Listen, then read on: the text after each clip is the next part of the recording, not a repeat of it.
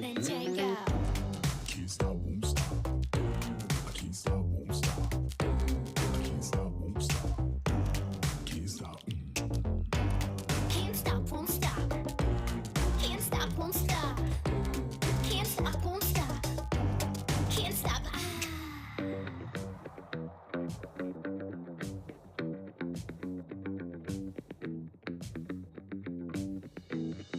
Okay. Gonna take you on the ride. We're gonna burn for the night. Early, I think. And we're underway here at the Mildura Senior College, the second T20 fixture of this AFL Grand Final Saturday. It's the Lightning Storm taking on the Saxon Kings. The Storm winning the toss, electing to bat first. And they've got Adnan Khawaja and Mason Robinson, who are set about getting the target on the board for the Kings. And we've got a boundary for Khawaja. He's into his work early. It's Pat Silcox alongside of Peter Walsh. And Walshy, the Storm will be keen to atone after their first game here this morning at the MSC. Yes, it's like when you go to the races and you back a horse and you think the horse is going to run really well and it doesn't run well.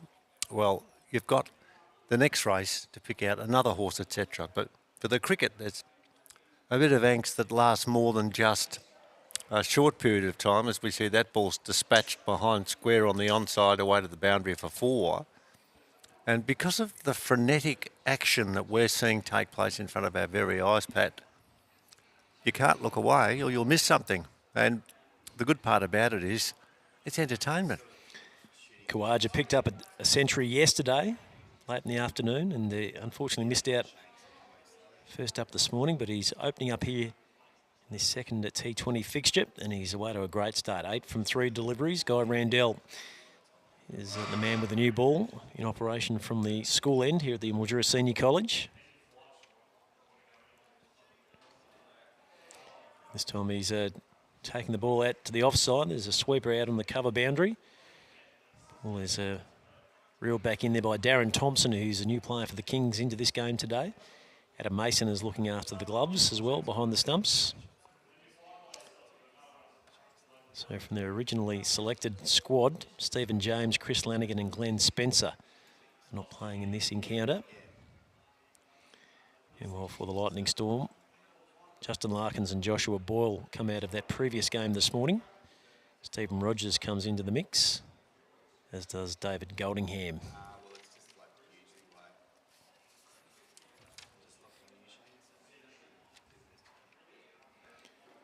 Khawaja's pushing down the ground towards mid-off, picking up another single. So at the end of the first over, score is none for 11. Khawaja has all of those 11. Robinson yet to face a ball. Yeah, good start. We should also reflect too on what did happen in some of the other matches we mentioned earlier on. The excitement levels were there for RJR All-Stars and their game against EV2 Cricket, who got 8 for 129, and you thought that was always going to be a teasing target at 2 for 74 and 3 for 89. It looked like that target would be reached, but turned out to be a thrilling last over, did it not? Yeah, it did, and we unfortunately lost track of the scorecard there momentarily, which has now returned to the Spirit of Cricket Game Day website. It's made our points table just even out a little bit through the minor placings. We know that Team Thunder are clearly now on top with 3 wins from 3 games, but we've got a bit of a gaggle of teams on 2 and 1 underneath that Walshy. Teams with 4 points, including the All-Stars, EV2 Cricket and the Saxon Kings, who are in operation in front of us right now. Yeah, that's what you want. You want a competition where we're going to see some of the results that are a little bit predictable, but Sandgrope is the only side not to have picked up points, and we hope that that will change too. I think we all want teams to do well, but it's a tough one for Sandgropers this afternoon. They take on the Team Thunder and Team Thunder unbeaten. So the one thing you've got to do is, as your neck going, have you got any muscles in your neck have been stretched? Because we've got to look left, right, Yeah. all sorts of actions and a lot of boundaries being scored by the sides that are out there in the middle. Khawaja's at 15 already. Yep, Stacey's in operation here in this new ball rotation from the southern end as he bowls into the pitch, and The strong forearms of Adnan Khawaja swing that ball out towards the square leg boundary, so he picks up another single. He's 16 from 8. Score is none for 16, so a chance now for Mason Robinson to have his first look at one. He's been patient out there, but he wouldn't be too perturbed, would he? He could say when he's having a quiet one tonight, yeah, it was a good partnership. First wicket put on 16. And how did you go, Robbo? I didn't get a score. He didn't make a run. Khawaja's busy. Apologies if you've heard this story, but he was there last night and he had a few words at the function we were at. And it was just a wonderful promotion from him about how much he was loving his cricket and how much he loved that century that he scored yesterday. It was so good.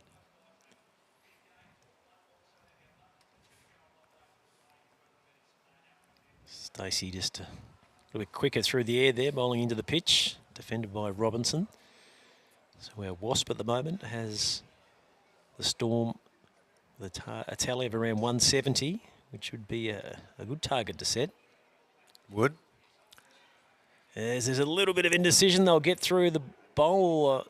Bowler's end was probably where the ball needed to go there, but they went to the keeper. It's tightly constructed that signal. Khawaja was good enough to make his ground as he just looks around the corner there and has a bit of a smile to the fielders on that leg side inside the ring.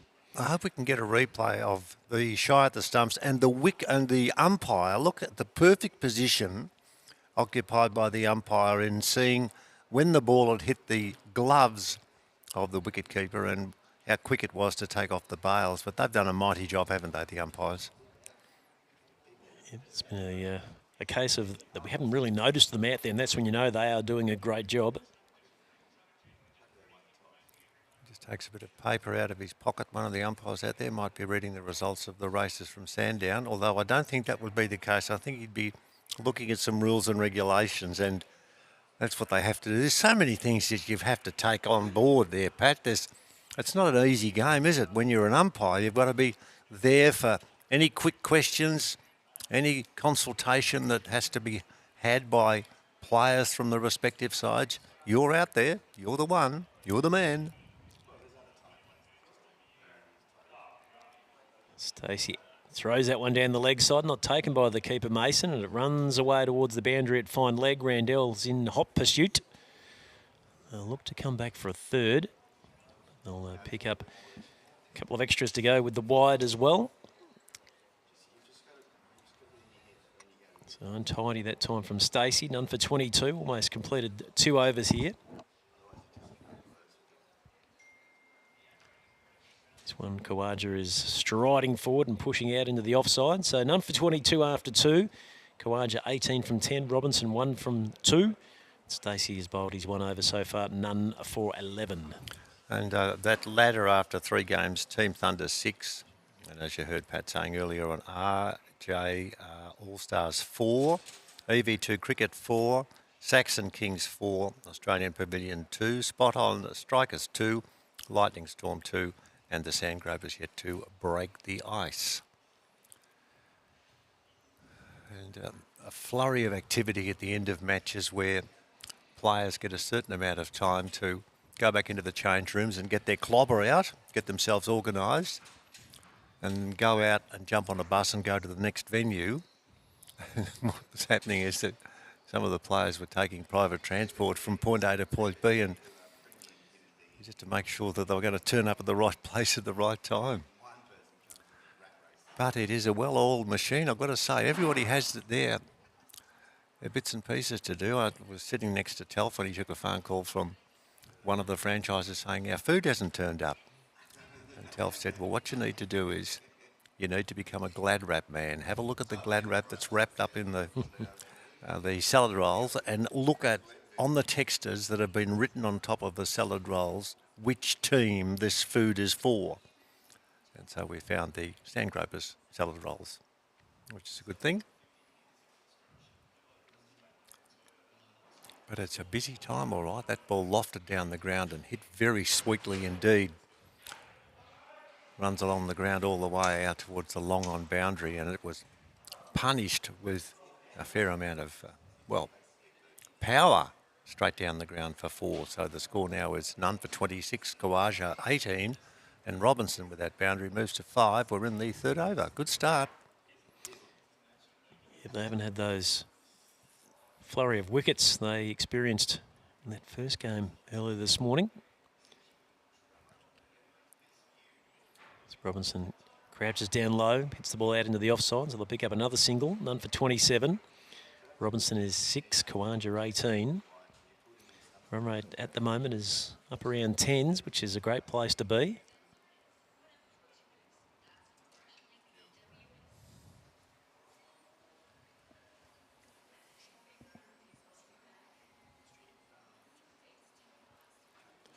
Adjustments going on out there in the field, which is to be expected. Such a busy game from all and sundry. Kawanja 18, Robinson 6, none for 27. Other matches this afternoon.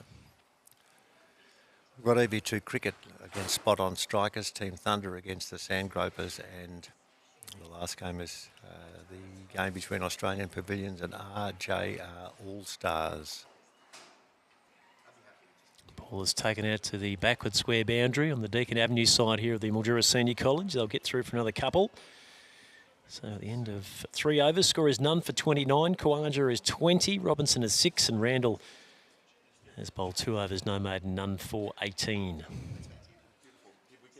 I should make mention too that those that weren't following our coverage earlier today, the bowling performance of Stephen Jennings, 4 overs, 3 for 9. I haven't seen him bowl before, and I tell you what, does he like his work out there? Doesn't he show emotion and also exhilaration when he got a couple of balls to get through the defensive batting lineup and stumps flew everywhere, and that weren't the only things that were flying everywhere. Jennings was too, wasn't he? Well bowled. He was getting them through with good clip, swinging the ball away from the right-handed batsman. Yes, that was a massive hole that they dug, and I'll just let you call this one and then I'll throw in a stat. Ball hit down the ground by Robinson. They'll get back for a couple. As Chris Stacey continues from that southern end. Bit of a trend today with a bit of a warmer temperature expected, that the boys are bowling in the caps. Yep. Which is a nice look. It is, yeah, very much so. Very much so indeed, and we did see a significant batting collapse this morning, chasing that target of 214 for victory. It was 1 for 1, then 2 for 22, 3 for 30, 4 for 34, 5 for 36, 6 for 37. At that stage, you're looking at a tally of under 100, but they got to respectable, I think, would be the best way of summing it up. 7 for 114. So one's fired down the leg side. Almost looked like it pitched inside that blue line. The umpire was quick to say that it's a wide. Now, Pat, someone's had the blue paint out. Yep. Because I can see very clearly now the blue line. So that one's just nudged down towards short third man. Just the single in addition to the tally. So none for 35 midway through this 4th over. Kawanja is 20 and looking comfortable. Robinson 11. It's a healthy run rate at the moment, isn't it? Yeah, well, they're on track for 200 if they can keep that 10 runs and over mark going. The Wasp knows what's going on there.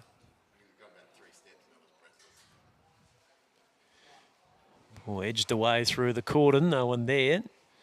So chase coming in here for Anthony Wilkes. Won't get there though, it's going to roll over that third man boundary. So Kawanja now 24. Score none for 39. He's looking to follow on from his profit of yesterday afternoon, Peter Walsh, when he finished up with 100. Yes, he batted very well. Anybody who gets 100 has to do something out of the ordinary in such a short form of the game, the 20 overs, and he was to the fore without question. Very well indeed.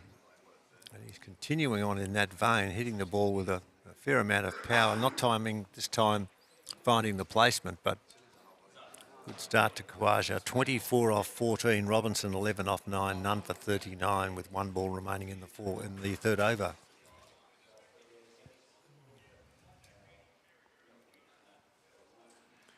And stands up in the wicket a little as Kawanja gets up and over the top of it, hits it out towards the cover boundary. We'll get through for another single. So score is none for 40 at the end of 4. So they maintain that run rate of 10 per over. Kawaja is 25. Robinson is 11. Stacey, none for 22 from his 2 overs so far. It's been a good day. A bit cool. Went for a walk during the lunch break. I gnawed on some chips that had this sign in the bucket, "Eat me." So I had to eat some chips. And I gave considerable thought to gnawing on a dim sim, but I said no. It was close because I like dim sims. I didn't see those, Peter. No, they were So there. that's an extra addition to the menu today. Yes, very good. I like the dim sims. I like the steamed dim sims that are covered in black sauce. Oh, a bit Happy of with soy that? sauce, yeah, they go all right, don't they? Yeah, they do. Yeah, I'm very happy. Gee, I tell you what is it, and this is an obvious plug for Mildura, but I'm being totally realistic. Some of the places where you can have fine food and you can dine, they're all close together. Where we're staying at the Grand Hotel, there's some beautiful eating places here. Absolutely.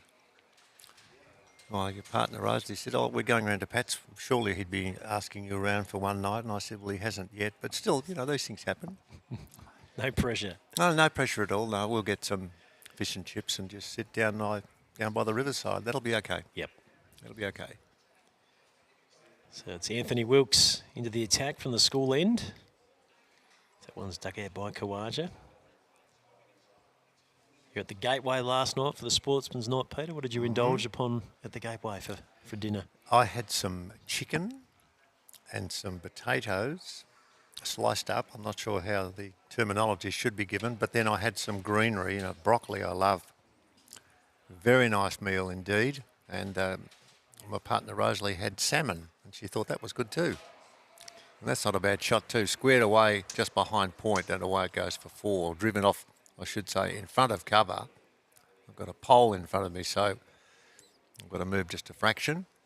But no, the meal was lovely, and you had plenty to eat, as we suggested. And we heard from Dougie Walters, who talked about being brought up in Dungog, talking about what it was like and about how his mum and dad played a bit of tennis and how he eventually broke into the New South Wales Colts team. There was a fair bit of driving involved to get from point A to point B. He got 100 odd in one of his first games and talked about what he did in working his way through until he got into the Australian team. But just sat back and a really typical country guy that cracked a few jokes and laughed away, and we all laughed with him. It was good fun. And Hoggy had a few things to say. He sledged a few former Australian captains, but we won't go there. We'll leave that one alone. But no, he had some good stories to tell too. And whilst I'm talking about what's happening, I'm seeing another boundary. So the runs are being flowed along beautifully. Robinson gets another 4. And it's none for 49. Robinson up to 15. Yes, the surface and outfield is lending to some really good scores. Out in a couple of days with this Global Spirit of Cricket Festivale T20 competition. Rate currently at 10.5 and over. These two 1 run shy of their 50 partnership.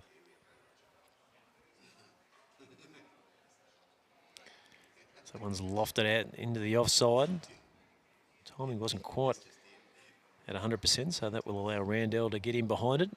I'll come back for 2 more. Brings up the 50. Score none for 51.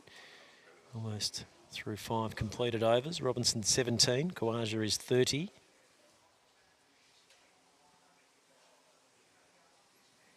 Too early to make predictions as to who's going to do the right thing and who's going to work their way into the finals. But what we saw this morning, we saw that if Nish is continuing in his rich vein of form, and he's being surrounded by some quality batsmen, they're going to be a hard side to beat.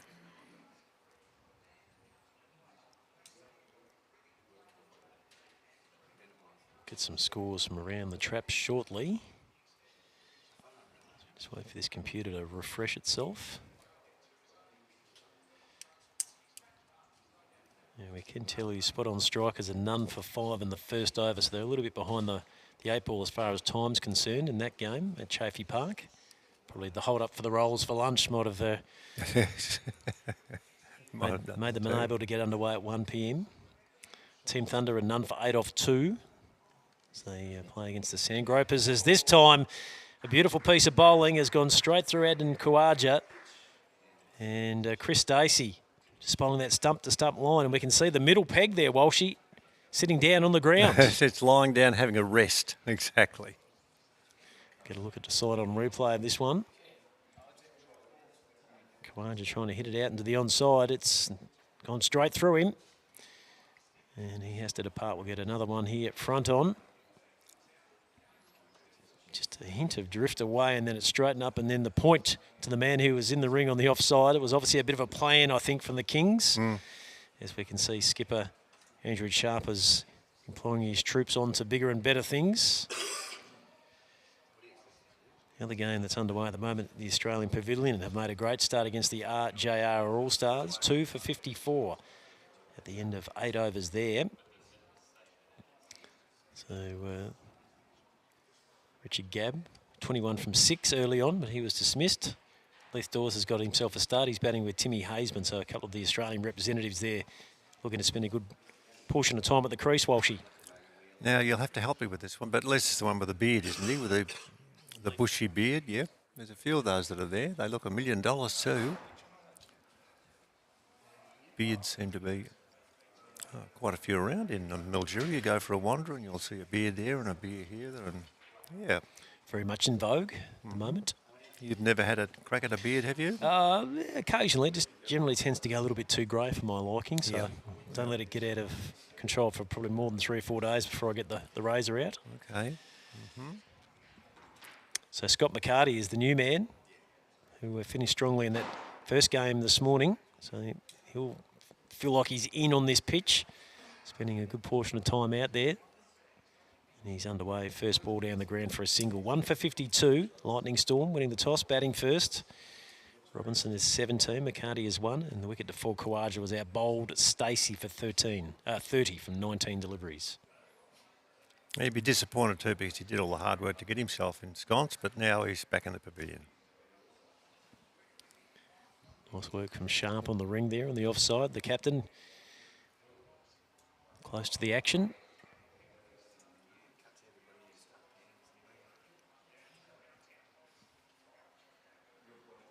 One goes down the leg side. I thought I might have taken a bit of thigh pad or pad, but the umpire thought otherwise. Signals at a wide.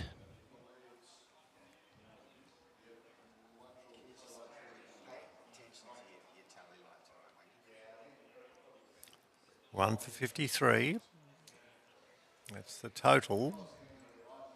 Run rate has been very good too because this is only the 5th over. Just the 1 wicket to fall Khawaja for 30, and now to rebuild, Pat, and to get something up and running as the temperature now climbs into the early 20s. That's good to hear. As Peter, you'll like to know that it's currently 23.3, but feels like 15.5. So we really have seen a bit of an Arctic factor about that breeze today, which is certainly a little fresher than what we experienced yesterday. Tomorrow's forecast tops of 20, but 1 to 7 millimetres expected through the morning and afternoon. So it'll be a bit of a wait and see sort of day, I feel, tomorrow. That's one thing that we can never, ever predict, and that is the weather. Of course, it was mentioned in dispatches, and I've told this story before, but Duckworth Lewis' name did come up.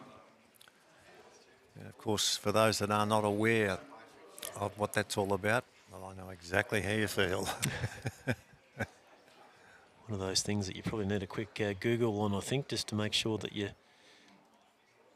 confident. Well, you're doing the right thing by doing that. I'm pleased.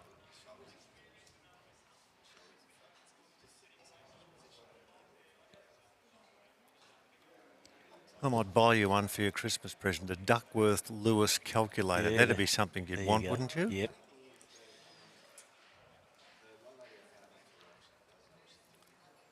Well, Pat scurries around and looks for and finds the Stern method, whatever that is.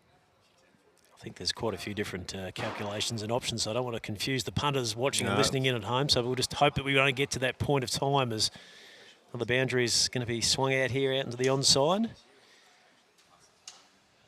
And Mason Robinson signalling his own four there as he's walking back towards the striker's end. He's advanced to 22 from 17. McCarty 1 from 1. Score 1 for 58. First ball of this, the 7th over.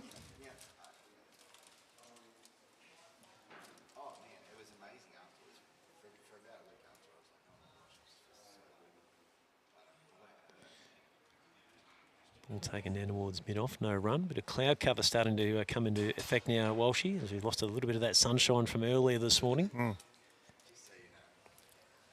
Yes, this morning a bit fresh, but still no sign of rain. That's the main thing. Robinson advancing and not making connections. It goes through to the keeper. Didn't really show any conviction. He just walked down the pitch, but didn't really look to show any intent. He has to push it away on the offside for a single.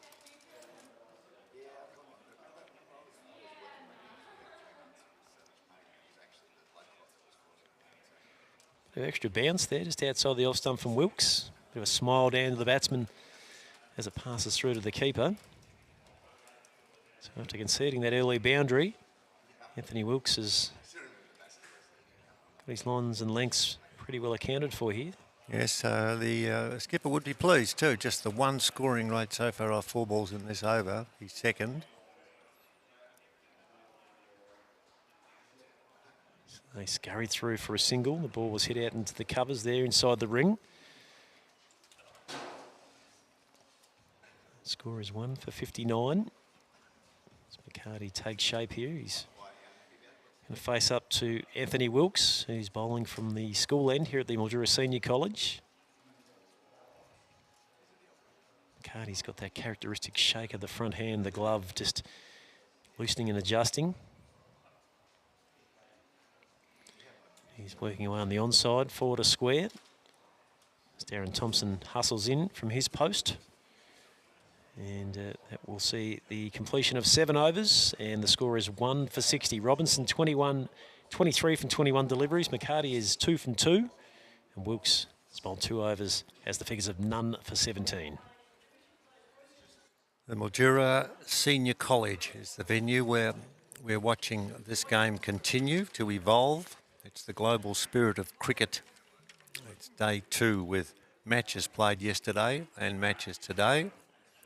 2 matches per day, and an early finish, an early start for 9 o'clock, an early finish because of the AFL Grand Final, which gets underway in about an hour's time. So not too far away from the pre-match entertainment.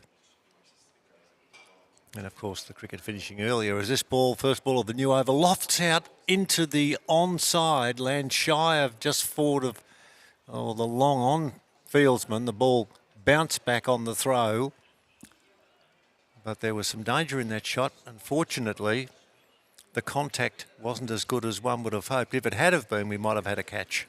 Just watching Chris Lanigan limp past us here, and certainly concerns with his knee have worsened in the past 24 hours. You'd seem to think that he'll play no further part in this competition, as that one from Stacey is wide and outside the off stump and called a wide by the umpire. Yes, Chris was at the function last night, and we're all expressing thoughts about how he was progressing, and no, he was working through some tough times. No one likes to see that sort of thing happen when you are involved in a sport where you're getting yourself organised for a long time ago, and unfortunately the injuries have been suffered. It's the hammy, and when that is the case, you're never too sure. There's always a question mark about, oh, you've got to be 21 days off the scene. I don't know how that actually works, but still, that's the way it works, as this ball is driven back down the ground. Good shot too, along the ground all the way, running quickly off the turf. And the batsman through for 1. Robinson 24, McCarty is 3. It's 1 for 64 in the 7th over. Had a lot of good solid comments regarding the colours of the respective teams, and the one that we're seeing out there is best described as, so we're told last night, as olive. Olive and black. There is a bit of a hint of New Zealand. Yes. In their old one-day uniform.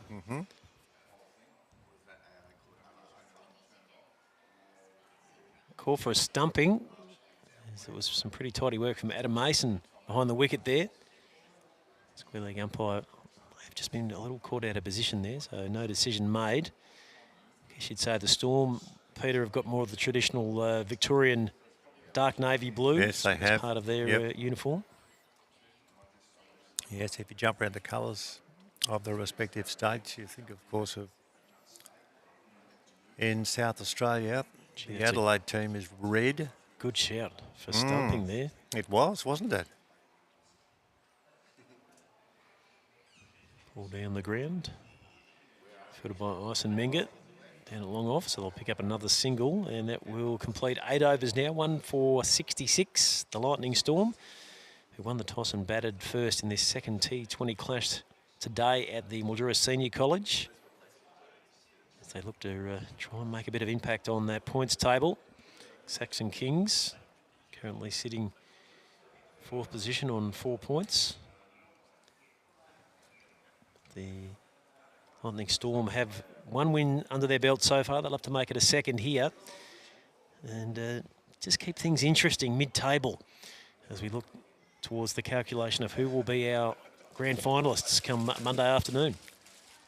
Yes, and some of the results that we filtered through for you early on, EV2 cricket against the RJR All-Stars, resulted in the game itself being sorted out in the last over. 11 runs required off the last over, 2 wickets required, and the 2 wickets went the way of the Special K-man, Andrew Kratzman, and it meant that after a tardy start yesterday where they lost their first game, they've been able to jump back with a win and become one of 3 teams with 1 victory. Team Thunder having 3, I think 3 teams with 2 victories and Team Thunder having 3. So it's all good stuff. It's all good. Never too sure as to what's around the corner. This ball on leg stump and might be just the pad in that as it's running away down on the leg side. Now we've got some scores coming through. So spot on strikers. Currently none for 26 from 4 overs out at Chafee Park in Merbein. They won the toss, elected to bat first against EV2 cricket. That's a good start. Loss of no wickets, men in the shed. That's great for building a platform. Team Thunder are 1 for 28, almost 5 completed there against the Sandgropers. So we see the ball here just hit out towards the point boundary. Oh, a bit of hesitation as they'll need to hustle back there. McCarty almost got himself stranded midway down the track. And Australian Pavilion going nicely. Almost 12 overs done there. Score is 2 for 74.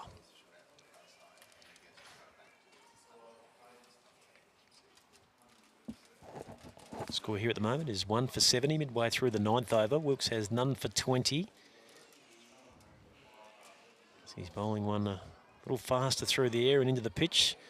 As the keeper is going to give away the cheeky overthrow as he's tried to underarm it back to the non-striker's end. There was no one home. And that's going to go through and be a bye, as it turns out. So not some of his best work there out of Mason. No, I'd be frustrated by that too. I think as soon as he threw and it looked as if no one was there to grab it, he realised that he might have made the wrong call to do that.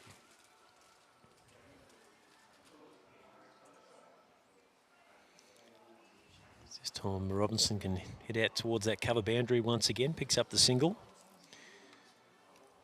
So they've had a steady flow of runs in this over so far, 5 from it.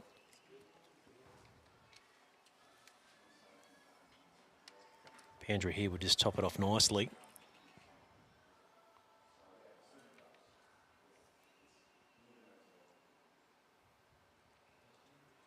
Swung away by McCarty, and that will clear the rope. So a maximum off the last delivery there from Wilkes. And the score advances to 1 for 78 now off 9 overs. McCarty is 13, Robinson is 27, Wilkes has bowled 3 overs, none for 27. And the Wasp has got a little sting in its tail now, predicting a tally of around 178 for the Storm. There's a lot of runs involved in that little tail. Robinson and McCarty, this is important, this partnership. Robinson 27 off 25, McCarty, he's got up to double figures now on 13. 9 down, 1 for 78. So let's work that out now with 11 overs remaining. Well, if they can continue on this vein, the score is going to be over 150, which is what they need and what they'd be searching for. And these two, after they went in as a partnership at 1 for 51, yeah, it's looking pretty good. So one more over to go until we hit the midway stage, the 10 over mark. 1 for 78, the score, as we can see Gary Eisenmenger, who's going to take up the attack from the southern end. Did turn the ball nicely yesterday when we got the chance to have a look at him in that opening clash against EV2 Cricket. Storm winning the toss, start of this game, electing to bat first. And have got themselves into a reasonable spot here at the moment. So Eisenmenger just gets that one tailing down the leg side. It's not taken by the keeper, so there'll be wides to be had here. So I'll get through for an extra couple.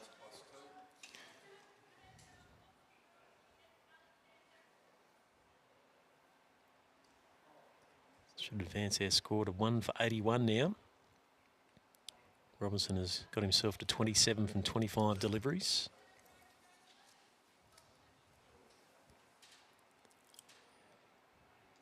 Slower pace delivery. Almost went on with the arm really and into the mid drift of the batsman. So we'll see a part of the motorcade getting underway now, the AFL Grand Final, part of the pre-match festivities.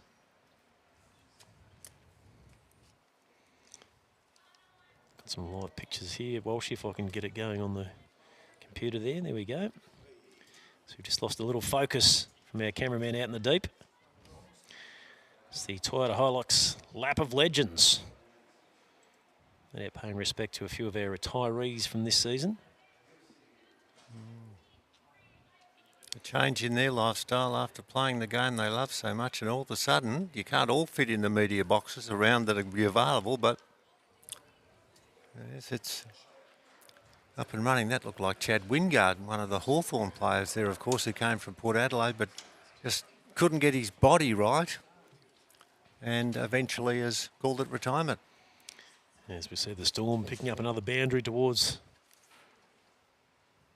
deep fine leg there. Score is 1 for 86. McCarty has got himself going beautifully here. 17 from 11. Robinson 28 from 27. So the current run rate is 9.05. Still very healthy though, isn't it? Yep.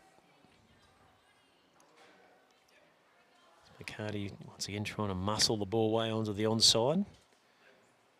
Kings have men placed nicely on the ring there to prevent any further addition to the tally.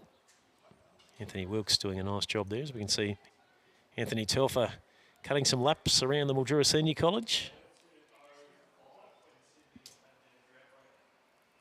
Getting a different look from a different vantage point. And we saw some of the players and or officials. He's walking around with a mallet, Walshy. What do you think he's up to there? Wouldn't have a clue with Telf. He's probably been to Bunnings to buy some cheap bits and pieces that are necessary. But anyway, I saw Ray Chamberlain sitting in a car there. This is probably one of the last occasions that people that are at a venue can legitimately boo Ray, even though he's not officiating. But Yep.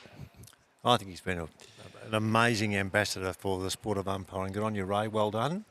And a great character, hasn't he, over many, many seasons. As we get a quick little drink stop here, midway through this first innings of our second T20 game. Looks like Telfer's working on the teardrops out on the outer side there, just making sure they're anchored into the ground with a bit of extra breeze expected to whistle through this afternoon. Drinks break at 1 for 87, Robinson 28 and McCarty 18. The man out, Kawaja for 30. Last wicket falling with the score at 51. So 36 runs being added and partnership now gathering momentum, looking good.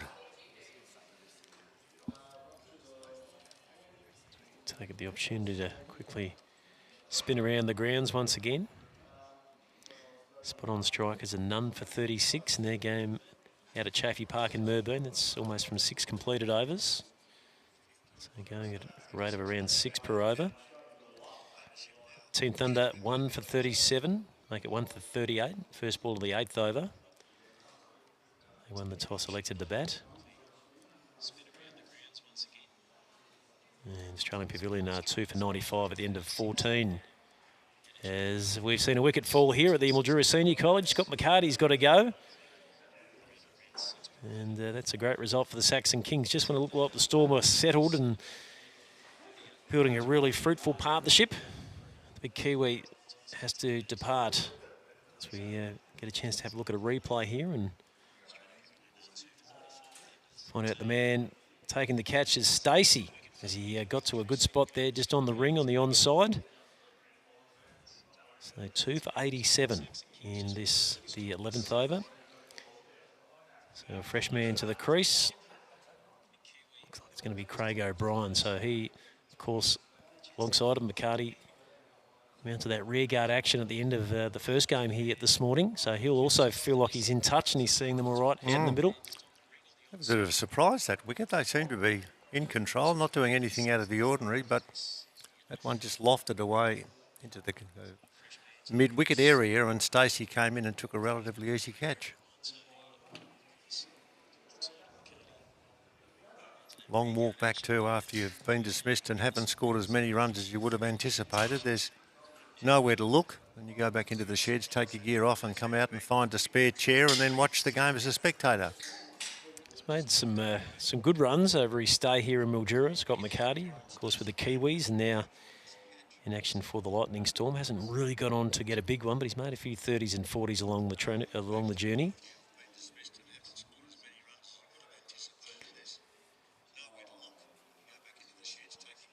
So O'Brien's just going to get himself settled at the crease.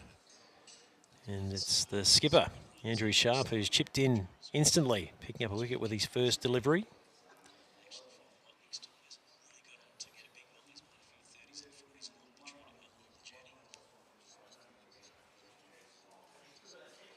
Important part of this game now, losing those 2 wickets halfway through. 2 for 87. You'd reckon that at least 150 is what they need. He's a busy cricketer, isn't he? Andrew Sharp. He's up and about, trying to hustle through his overs here. It's a very important game, this one. Lightning Storm just had the 1 win, and Saxon Kings have had the 2. As we said, the only team that has not yet, at this stage, been beaten is Team Thunder. They're playing the Sandgropers, who haven't won a game, so you have to think that they'd be warm favourites for that particular game. And we get more of an idea at the end of today's play, Patrick, as to where we're at in this. So it's very much even competition. Score is 2 for 88. Robinson is 28. O'Brien just making his way out to the middle, has 1 from 3. So Robinson now looking to continue to play the sheet anchor role. He's heading out through the offside and they'll pick up another single.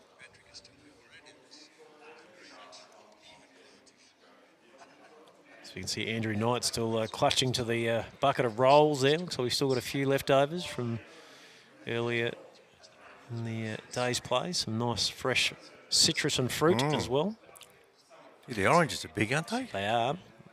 And coming back rather sharply, pardon the pun, from outside the off stump from the Saxon King skipper. So it's the end of 11 overs. Score is 2 for 89.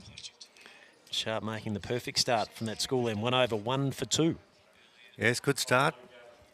The 2 men in blue having a chat. Robinson and O'Brien. 9 overs remaining. It's 2 for 89 after 11. And you would expect 7 or 8 per over for the remaining overs to get their score up to, well, you won't say it's exactly what they need, but you've got to get about 160, 170 if you're in this spot at 2 for 89.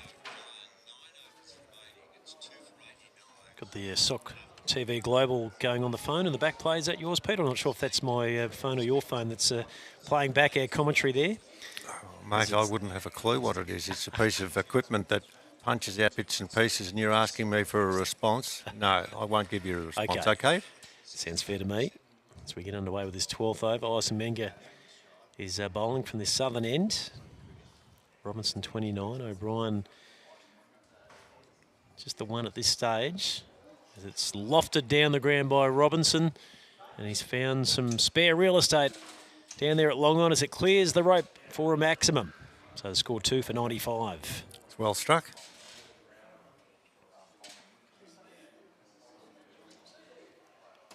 I was watching the lad, so getting rid of the rope at the end of yesterday's play. It was a team effort, wasn't it? It was, yep. You march around, pick it up and roll it, and away you go. And if everyone does what's required, it doesn't take all that long. So Isomenga now just looking to just rethink his strategies a little here, maybe a little bit quicker and into the wicket. As he tosses up outside the off stump. Ball is going to beat the ring field, and I think it's going to go for another boundary. So Saxon Kings just a little bit loose there on the 30-yard circle, and the Lightning Storm taken full advantage. So the score is 2 for 99 now, midway through the 12th over. Robinson looking good now, 39 from 32 deliveries. He's the main man now. He's the money man. He's the man you take to the bank. Looks to try and hoik that one away. He's still got no real conception of where it went. It's just right down by his feet, as it turned out, as he looks to probably play a more sensible shot with a straight bat down the ground.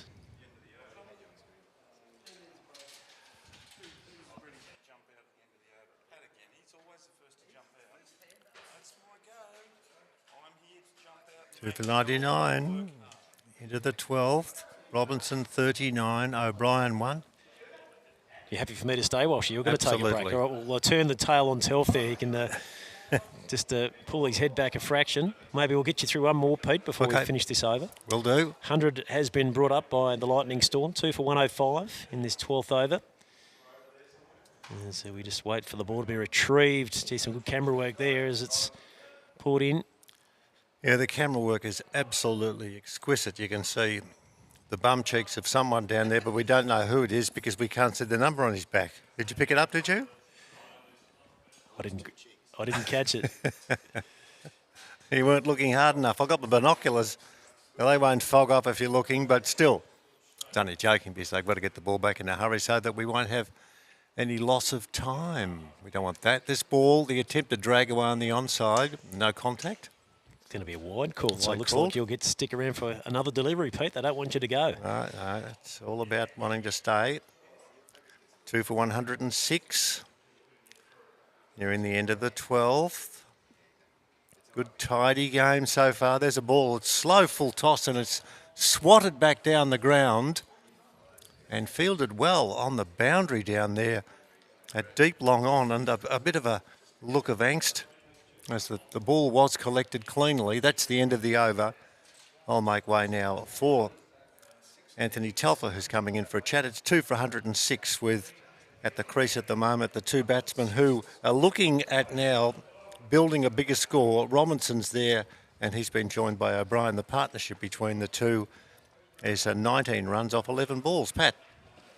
Thanks, Peter. As it might be Andrew Knight who's going to slip in behind you there. I think he's looking keen to impart some of his knowledge for us here as we get through the midsection of this second T20 fixture here at the Mildura Senior College.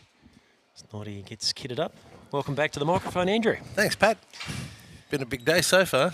Yeah, that first innings was quite remarkable, wasn't it? Oh, amazing. We could see Simon Nish in full cry. Yes, no, Simon's innings was absolutely outstanding. You know, a 48, 49 ball, 100. And even Ty Watts' innings as well. That ball's been struck very, very well by O'Brien out to the mid-wicket boundary. So they're getting themselves moving along nicely now in this 13th over. Score is 2 for 110. Their Wasp on the NV play predicting a tally around 185. That'll be a decent score, won't it? Well, I think they're going to need it. This wicket looks like it's a wicket to bat on. A lot of runs scored in this morning's game. They've started well again. So, you know, as we saw this morning, it only takes a couple of batsmen to get in and away. The ground's fast. And runs are plenty. Yeah, we've been treated to a really good setup here at the Mildura Senior College. The outfield is in great condition. We've moved a couple of wickets across the square today, but this pitch looks to be playing as good as what we saw yesterday as well. Yeah, well, it's talking to the groundsman this one. It's in the air, but just over the top. Talking to the groundsman yesterday, he said he's got a different wicket prepared today, different sort of grass today. He's been on the River Cooch. He's on the Santa Ana today. He plays a little bit differently, but it looks like a beautiful wicket. Yeah, it's really great to see Lee Penner having his square look so great this early in the season. We're still probably another week or two away from the local SCA competition getting underway, but I think he'd be really happy with where he stands at the start of the season. Yeah, great position to be in, having a full coverage of grass this time of year. It'll only get better. Yeah, one of the grounds locally that doesn't cop a lot of football traffic. There is a club that trains out of this venue, but they don't play a lot of games here, so that's always a bonus as far as the curator is concerned. This ball is... That's very, very well struck. Again, now through the offside.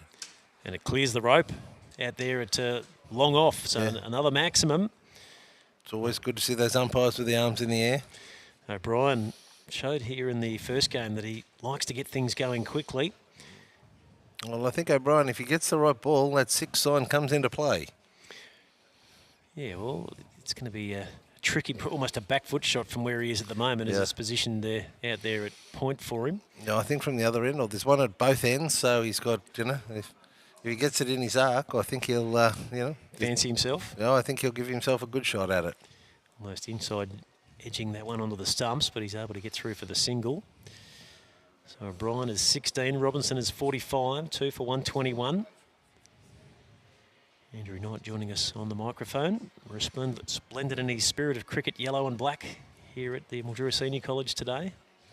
Yeah, I think so. They can find me. I can't hide. As we get through the end of this over, we might get you to potentially rattle off a couple of names of players that have impressed you that you've seen in the last 24 to 48 hours. There's obviously a lot of players looking to press their claims, moving forward into the Nationals, and then, of course, as we head to Sri Lanka in Feb. Yeah, look, there's been some good cricket played. Obviously, you know, Simon Nish over the last 2 days, 200s in the morning game, both at a very good rate. And then Kawaj got 100 yesterday, so to see 300 scored in the first 4 or 5 games. Obviously, Andrew Kratzman, he was out the backfield today, got a very good 50. And, you know, the evergreen Gavin Brown as well. One of the more senior players, but one of the players that's done exceptionally well for Australia at different stages. I think he's 2 World Cups. He's been one of the mainstays at the top of the order, and he's better. He's playing in this game for the Kings. So, yeah, hopefully I see a bit of Gavin this afternoon. He gives the ball a fair thump. Yeah, he got off to a flyer, didn't he, against EV2 cricket yesterday as our coverage commenced to this T20 competition. Yeah, he hits the ball hard, very strong over the cover and mid-off region, and then all of a sudden he'll do the delicate flick over backward square leg. But no, Gavin gives him an awful hit. He's well known for that round the over 50 circuit. Back in the 2018 World Cup when he first came to Presidents, he was known as one of the Bash brothers. Right. Nice title to have, certainly in this format of the game, you'd think. Yeah, that was when Australia won the World Cup in the first World Cup in 2018. Sky Randell's back into the attack, and O'Brien is hitting out into the onside. They'll pick up a single, and the man on the fence out at deep mid-wicket. 2 for 122. Robinson 45 from 37. O'Brien 17 from 9. Yes, Randell will be really after just keeping it up to these two. He's got 2 fieldsmen protecting the deep. That one goes through to the keeper, but yeah, he's really looking to. It's going to be interesting how they're going. They're hitting with the wind here.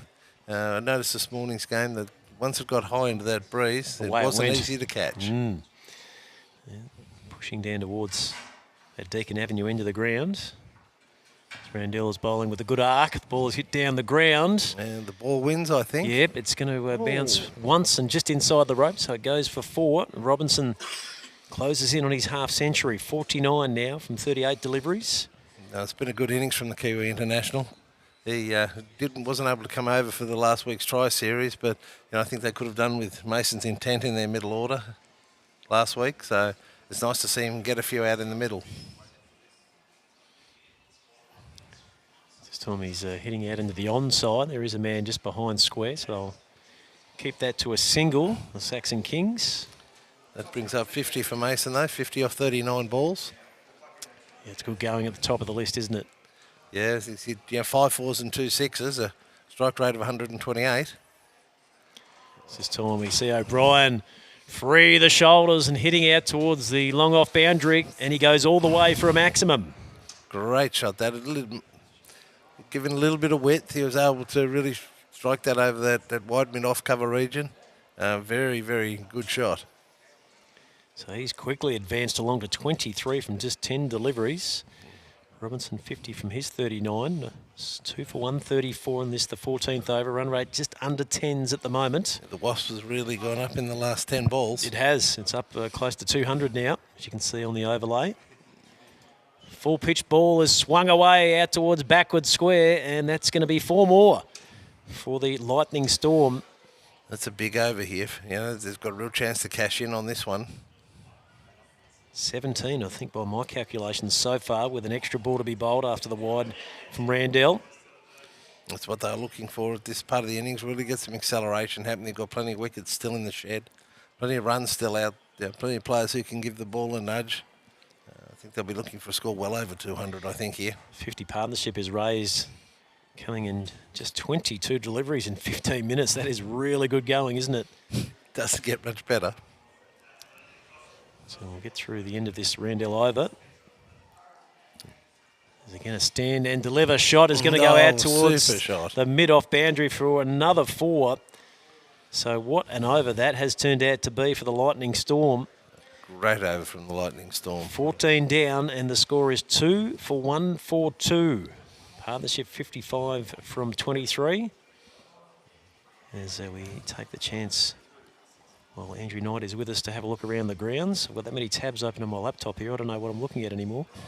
Bear with me for a moment. You're looking at Duckworth Lewis there at one stage. I was over at the Australian Pavilion. We're batting against EV2 out of Chafee Park. Yep. Yeah, they're going on around 4 or 5 runs and over before I came here. I think they're now 1 for 61 after 10. So EV2 have pulled them back just a little bit after a pretty strong start.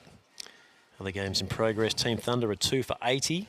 The undefeated Team Thunder. Sandgropers look to have bowled very well. The Thunder have scored a lot of runs in the first 2 games. I wonder if the key man niche is out. We'll check that in a moment. Australian Pavilion have also built a reasonable tally of 2 for 139. Yeah, it'll be a tricky total, that one. It's out the back at the senior college here on the number 2 ground. That ground's been not giving up a lot of runs. It's been the outfield's a bit that's in the air and very, very well taken there at cover. I reckon it's Stephen Mace. It's the man that's got underneath that. No, Stephen Mace got under that very well. Sharpie's very happy. Andrew Sharp's very happy with that one. So finally the breakthrough for the Kings after a great partnership. 55 runs from 23 deliveries. They needed that. It was just starting to slip away a little bit for the Kings. So that wicket would be very, very handy. It was a good diving catch by Mace. He slid well across the ground. So Robinson on his way for a neat 50 from 40 deliveries. We see Darryl Brown make his way out to the middle, 3 for 142. It's set up for Darryl Brown here. They've got him off to a good start. He can free the shoulders from ball 1, really, which he's going to have to if they're still looking at that 200-plus score.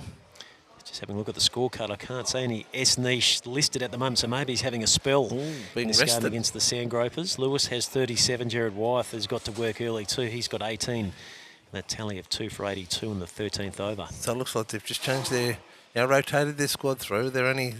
By the end of today, they'll only be halfway through. So that's been the only undefeated side. They'll have a bit of an eye on what's happening in the competition so far. So, they're a very, very strong bowling side, the Thunder. So they're probably looking. I noticed that Nishi was having a bit of a rub down the massage, and he was a delayed lever from across the Sarah Oval. So he was just making sure he had a hamstring earlier in the week and missed the final of the Tri-Series. So it hasn't affected his batting in 3 or 4 days later. was intrigued to listen to him talking to Peter Walsh, saying that he hadn't played very much T20 cricket at all, which is hard to fathom the way he went about it. It looked like he was in full control, didn't he? Well, he was in total control. The thing that impressed me more than anything, it wasn't just to one zone. He struck the ball all over the park, very, very strong, straight down the ground. Brown is looking to start by nudging one down towards third man, able to make connection. 3 for 142, and this is the 15th over. O'Brien is 31. Brown is yet to score. As Tom Brown is hitting down the ground, and he's going to bring up a boundary. He's just got that one away there from Clint Kebler, who was positioned out at the long off boundary. So good start for Brown. 3 for 146. No, good way to get off the mark. A nice straight drive. He hit it with a lot of power. Kebler didn't have to get round far, but he was never in the hunt. So Sharp just picking up the pieces a little here. He's got 2 for 21 in his third over. Short. Brown is quickly onto it, and I reckon he's going to find another boundary down there towards deep backward square. Yeah, he didn't move far out of his crease for running that one. He knew as soon as the ball left the bat that there's 4 runs on the offer. I don't have to go far, so good use of resting the legs. So 3 for 150. Run rate at 10.23. The Wasp is in excess of 200 now, 203. So stark contrast for the Storm. Based on what we saw in the first game as they scratched their way to just over 100. They've looked much better the second time around, haven't they? Similar for the Storm yesterday. They struggled early yesterday morning and were beaten by RJ. Were beaten in the morning's game, but then they came out in the afternoon and they put 217 on the board in the afternoon. So yeah, they might just need a bit of a wake-up call in the morning. Early starts, catching them out. Night is we did start a little earlier today, 9 o'clock, to try and get through and allow a little bit of time to watch the AFL Grand Final this afternoon. Yeah, well, I think there's a lot of Victorians, South Australians and Western Australians here who have got a vested interest in the AFL game, but I don't sure then they'll be too pleased to see it's Sydney versus Brisbane. As we get through the end of 15 overs, score is 3 for 150. Run rate is exactly 10. They're pretty even over that. Sharp got out of that pretty well after those couple of boundaries in the middle of the over, just finishing with 2 dot balls, so only to go for 80. Yeah, under the run rate. So Brown's gotten to work. The moment he made his way out to the middle, Storm did win the toss in this game, electing to bat, so that decision is bearing fruit at this point of time.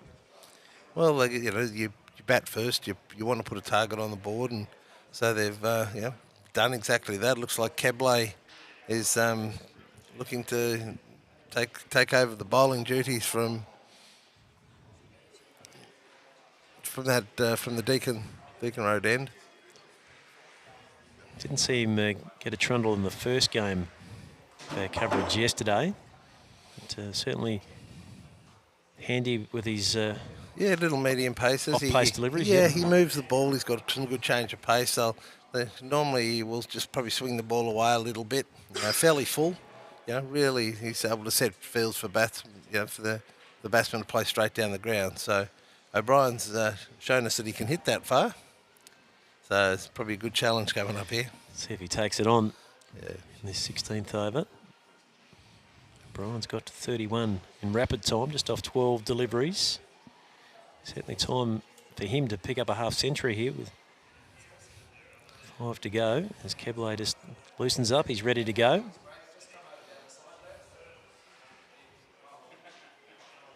Starts with a pretty decent ball.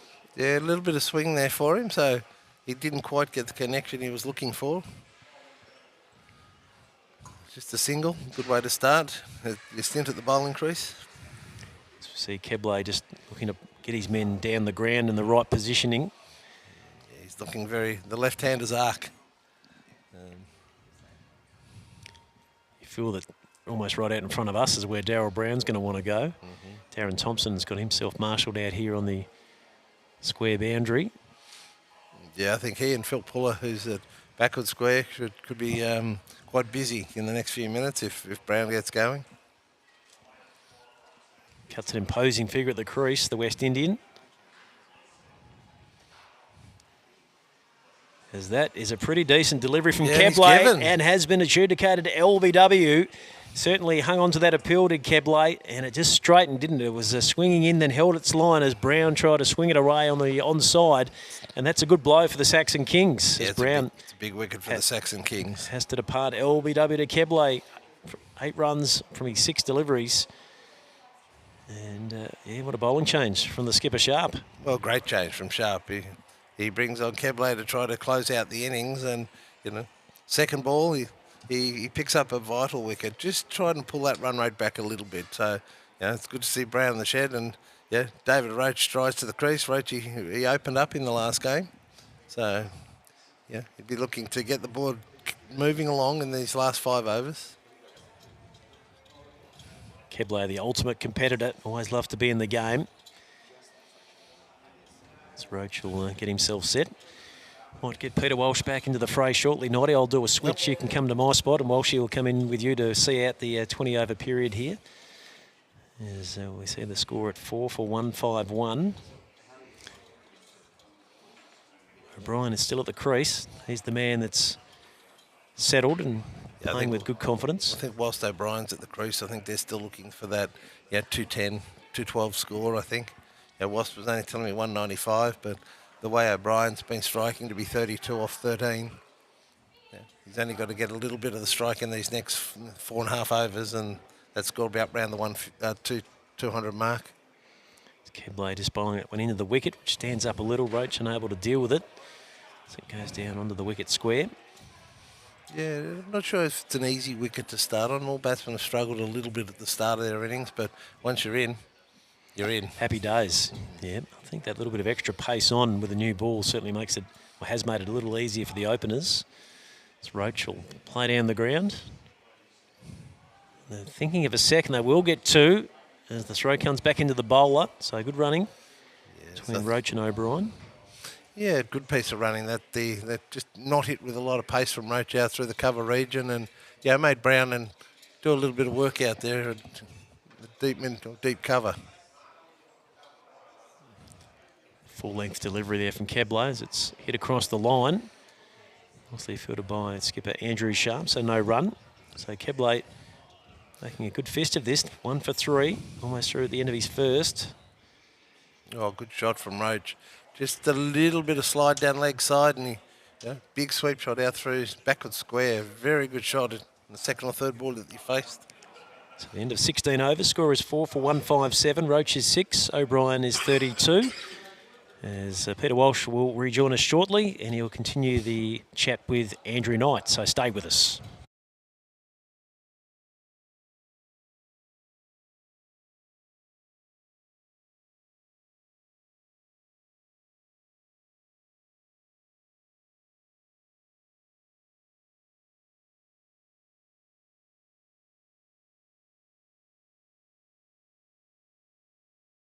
Four for 157. Hello, Andrew. Hello, Peter. Good afternoon. How are you going? Not bad. Not bad. I was just trying to work out if you'd written your resume as to what you had to do in terms of official duties at venues as such. I would have gone through a few Fool's Cap pages. I've been busy from putting out boundary ropes and markers this morning at the start of play. I've done a lunch delivery. Yep, I was interested in the lunch delivery too, where you had to actually have written on the Glad wrap where the lunch had to go. So that's a pretty impressive performance by you. I'd like to take you grocery shopping, and you could do that for me if you wish. Yeah, well, we had a side that our wonderful catering team have done a great job looking after the players' breakfast and lunches. There's 3 boxes at one ground and one box at another ground, so we just had to make sure that they got it. Oh no, you've done very well indeed. Now that's a French cut really. It was off the back foot, the attempt to punch the ball away through the offside, but caught the inside edge, runs down to where it's being chased down towards the boundary line. That's Eisenmenger who does the running around, and the score now is 4 for 159. I think the clock will tick over to that. We'll wait and see. O'Brien 32 and Roach 6. What do you reckon? What reckons the target now? Oh, look, I still think they'll be looking for 210. I think they'll still. That's a very big shot, and it clears the boundary. Well, you can see better than I can. I've got a cameraman who's doing a brilliant job, I might add, too, and he's doing his job and I'm trying to do mine. But that disappeared and was in your vision, and it's gone over the top. It was. Probably 5-6 metres over the boundary. Cablay just could only stand there and watch it go over, sailing over his head. Again, O'Brien, he's looking to hit straight. And he tries with the next ball to do just that. And wicket keeper has a look, and so does the bowler, who gave the impression that he saw the ball was flying back over his head, but it wasn't, because it went straight through to the gloves of the keeper. He'll do it again at 4 for 165. This ball is hit away on the offside towards the cover boundary, and it is misfielded out there. An awkward bounce. It bounced all over the shop, and Wilkes out there couldn't quite grab it, and it rolls across the line for 4. Yeah, it hit the second or third bounce. It took a sideways turn, and he'd already committed himself to the ground, and he missed. And that's another thump on the bodies, because these bodies that have been working so diligently through the Tri-Nation Series, Andrew, but now, of course, through what we're seeing here, and this is the global spirit of cricket, they are giving themselves plenty of room, and this next ball is dragged away on the onside out forward of square for 4. So boundaries plentiful, and the score now being threatened up around the 200 mark. It's 4 for 173. O'Brien 46 and Roach 6. Yeah, O'Brien 46 off 18 deliveries. He's looking now just for boundaries. This is got the makings of a big over. He's already taken 6. There's already been 16 off this over. So I think he'd be wanting to see if he could make it a big one at 20 and get that score. Yeah, getting up towards that 200 mark. Wasps now telling us about 205. Oh, okay, we'll see how close you are. This ball is driven off the front foot. That's a good shot too, through cover. Hit very well indeed. And again, out to the boundary. Despite a really good chase there from Boyd Peters. Just beat him to the rope. A fielder killer at this age. You've got to chase it all the way. Oh, you do. And, of course, along the ground all the way, so there was no issue in terms of there being a problem for a catch. But O'Brien now not out on 50. He's reached his half-century off 19 deliveries at the end of the 17th. Saxon, Kings and Lightning Storm in action here. Saxon and Lightning Storm winning the toss. And the score at the moment, O'Brien 50 and Roach 6, 4 for 177. 3 overs remaining and 23 runs shy of what would be an imposing 200. It's just got that nice little ring to it. If you're saying 20 overs, we got 200. Well, it just puts that double digit in does. the runs required, doesn't it? Just a lazy 10. That's a big margin to chase too. It is. And Cablay will be looking here. He had a very good first over, Clint Cablay. He'll be looking to pull that back in the next 6 balls. And starts a new over, and he's driven down the ground on the onside, down to where the goalkeeper or the goal umpire would have had a perfect view of that bouncing down to him, but the throw back on the bounce is good. Earlier today we saw Simon East get 116 not out off 54 deliveries with 14 fours and 5 sixes, 2 for 213. And Watts was his best mate too. Run out for 85. Wasn't that fun? This ball play and a miss. Through it goes to the keeper. In the 17th, it's 4 for 178. And what a good decision we saw from Darryl O'Sullivan, the umpire at Square Leg this morning too. It was a very tight run, and Darryl did a great job on that one. It was confirmed later in the day that he'd made the correct decision as Cablay pitches up again, and it looks like it's going to be fielded by Puller on the boundary, and they come through for one more. But Cablay started again well. 2 singles and a dot in the first 3 balls. So he's only gone 9 off 9 balls. That's good. In the scheme of things, he's bowled very well. Next ball, full toss, back down the wicket. He's caught and bowled. What a good catch. Hit on the full. He moved to his left. The ball hitting his palms, and it plopped up in the air, and he was able to just regroup, take his time, and effect the catch. Caught and bowled. So Brian out for 51. It's now 6 for 179. And a good bit of smart cricket out there. Good catch. Good catch to see David Roach out for 7. Very good. Yeah, very good catch. It hit back with some degree of power, and he just managed to bounce it up in the air the first time and just composed himself nicely on the second grab. Here we go. Watch now on the full. It went high. Yep. Very it was well good. caught. It was good. We should mention too also, and we're very, very praiseworthy of the umpires, and why shouldn't we be? There was a decision yesterday that was reversed, and there was a big shout for LBW, which was given in the affirmative by the umpire, saying, yes, you're out. The wicket-keeper made the comment to the batsman, I thought you might have hit that, and I'm just going for verbatim for what I thought were the words that were spoken, to be clarified later on. And the batsman said, yeah, well, look, I thought I might have too. And they had a discussion. Umpire was informed and the decision was changed. Yeah, look, something you don't see very often. No, And, I've never seen that happen before. No, but this is what it's all about too. You know, it's called the Spirit of Cricket Yep. tournament. Yep. All players thought it wasn't out. As Ju's come to the crease now, and Kebley has caught another one. He has two. First ball. First ball from Ju. And this could be the possibility of a potential hat trick. And of course, if he was to catch and bowl the next batsman out first ball, we would have our statisticians in a state of flux because they'd have to look and see if that's ever happened before. Caught and bowl, caught and bowl, caught and bowl. No, it would be extremely rare. Well, that's a good wicket too. It's now 7 for 179, one ball remaining in the 17th. Look, it's been a great over.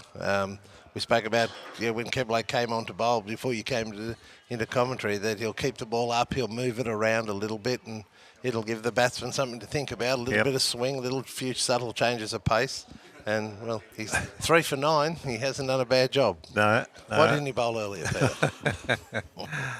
Oh, there's so much for captains to think about, Andrew, as to what to do with their field and, of course, with the power plays. And you could do an Anthony Telfer. You could just collapse on the ground and do some exercises and look at your phone to see what race won Sandown's 4th race. And the cricket is going on at 1,000,000 miles an hour and the football starts soon. But a very sensible way of doing it, I think, and everything that's happened with people like yourself has been an awareness of what is going on in other sports. We saw last night at a function, we saw the rugby league was on, and we watched a bit of the rugby league, and we heard Dougie Walters and we heard Rodney Hogg. And this is the hat-trick ball. It's pushed behind square. They'll go through for a single. On the offside, the ball nudged away neatly, and it's 6 for 180 now with 2 overs remaining. O'Brien 51. And Kellman, the new batsman, is not out one. Look, a fantastic over that by Kebley. 2 wickets in it. Just pulls back the potential run rate a little bit. Wasp is now telling us is right on the 200 mark. Kebley has got the fantastic figures of 2 overs, 3 for 10. That's extraordinary, isn't it? 3 wickets for 10. And we saw earlier on today one of the finest spells that I've seen in this competition, Stephen Jennings running in like a madman out of control, the hair flopping all over the place, and he then got involved with a couple of clean bowls, and didn't he get excited? Oh, he got extremely excited. It's good stuff. 2 overs to go, 6 for 180. This ball, a plain and miss outside the off stump, and it lifted too, a bit of extra elevation. That ball pitched in line, and it flew over the blue paint, which has been sorted out during the break in the games that we played this morning. So there's no addition to the score, 6 for 180. I think Calnon's job really is here to get O'Brien on strike. Yep, O'Brien 51 off 21 at the non-striker's end, waits patiently and is going to get the strike now as this one is nudged behind point on the offside, and they'll go through for 1. The hand signal from Stephen Mace out there saying, settle down, just go quietly, get ourselves on the move, you guys, come on. Let's see if we can pick up another wicket. A couple of quick ones makes all the difference. Well, 10 balls to go now. Every wicket's and no run, and you bring a new batsman to the crease. So yep. This ball over pitched and hit back down the ground, hit with a fair amount of oomph. That was a magnificent shot, and that could threaten pedestrians near Deakin Avenue. The ball rolls out under the fence, and this is, of course, where someone has to go and get the ball. And it's a good chance for you to explain the rules here, Andrew, because we're very much conscious of time, how much the sides that are bowling and batting, of course, they're both aware of the 80 minutes, etc. What happens now the ball has gone under the fence. I think they've got to unlock a gate to get out there. I think that's what happens. Yeah, they'll give them a bit of an allowance if I think they've gone to get another ball. But Yep. we've stipulated in this tournament we'll give them 80 minutes to bowl their allotted overs because at the end of the day we want them to get the game going and Yep. keep the game moving. Quite an innovative rule. If you're overs behind at your 80-minute mark, you actually have to remove a player from the field for how many overs you're Well, behind. good on you. So Good on you. You haven't had any trouble so far? nothing. All overs have been bowled in the allotted time in the matches so far. Yeah, now there's a couple of, I'm sorry to intrude, there's a couple of extra balls have been thrown onto the ground and one has been relayed back towards where we might see the continuation of a Wilkes over. I don't know whether the other ball got found, did it? No, it's in the car park. Umpire Charles was just showing the quality of his throwing arm there. Was it good? He got it right over the stumps to the Oh. bowler. So, Oh, he's a busy man, isn't he? Chiller. yes, great man. Yeah, very good man indeed. 6 for 185. This ball off the front foot. Hit out into the deep for just the one. O'Brien 55. Calnan 2. 6 for 186. O'Brien to 56 with that single. 2 balls and then 1 over to go. 14 shy of the 200 mark, which, as we did suggest, we heard from Andrew saying, yeah, it's a good ring to it. Let's see what happens with this ball. And it's a slightly over pitch, driven back down the ground for 1, and they'll run on the throw, running around quickly to do the picking up. It'll be Thompson who gets rid of it in a hurry. That's the end of the over. O'Brien 56, or is it the end of the No, over? there's one ball No, to- one more to go. 5, 6, 8 runs off the over.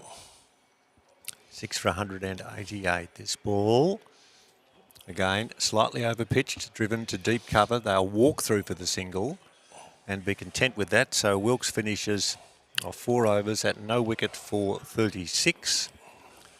6 for 189. O'Brien 56 and Calnan 5. 1 to go in what has been another busy afternoon at the cricket. Yeah, look, with 1 over to go, I think it really comes down here. We have to get O'Brien on strike for these last few. He'll be hitting with the breeze. I would think Keblo will probably bowl again. Yes, the cap's off, the ball's in hand. He'll be looking to keep it under 200 so they don't have to have that 10 and over mark hit them before they even go out Yeah, to that's bat. true. And we saw, speaking of batting, one of the better performances from Simon Nisha continued with his excellent form. A century on day 1, a century on day 2. It's in the Australian 18. And of course there is a World Cup tour of Sri Lanka in February. I wonder what will happen as this ball is wide down the leg side. It is a wide and it's stickled down to the fence, and I'm just watching it run, not all the way because it looked as if there was a bit of pad as well in that. We'll wait and see. Umpire signifying a wide, so it's 6 for 190. Let's have a look and see if there's any tick over. 6 for 191 at the start of this over, with O'Brien on 56 and Calnan on 5. Not only you get the extra ball, but it's brought O'Brien on to strike It has. as well. So, Yep. you know. Yes, here's a man now that, like he's having a smorgasbord and he's eaten as much as he wants to, but then he thinks there's a little bit more room left. I'll fill the plate again, and that's what he's doing here. He's thinking there's just a few more runs left. Now, there's a discussion going on in the middle there with Clint Keeble, who's number 4, and Tony Calnan, who is number 8. Now, what's Tony doing? Tony's number 8, and he's walking down the ground, and that's a discussion that takes place. They've looked, and it's about the ball maybe that has been recovered. I think they've got the original ball back. Right. So someone's gone in deep into the car park, and there's one ball being thrown off. Keble's still got one in hand. Yeah, so yeah. It's all about teamwork, isn't it? it must be. Yeah, must be some stats there as we see Keble starting again, and this ball is hit in the air, down the ground. He's hit that a long way. Long way. There was a possibility if we had an overzealous cameraman who could have leapt off the scaffolding. I'm not suggesting that would happen, but that was very close to the man down there doing a brilliant job with Pat and the troops. So I tell you what, a massive blow, and that is a big 6. 6 for 197. Takes O'Brien on to 62 now, off to just 24 deliveries. With 5 balls to go in the over, he'll Yeah, he'd be looking now for 210, 215, I'd say. Kebley in bowls. And he repeats the dose. He's given that an absolute thump.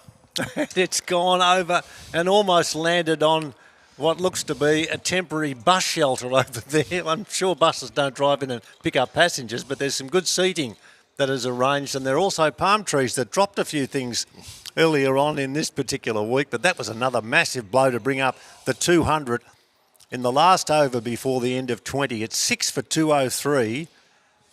Crunched that ball a fair distance and it just kept on sailing on.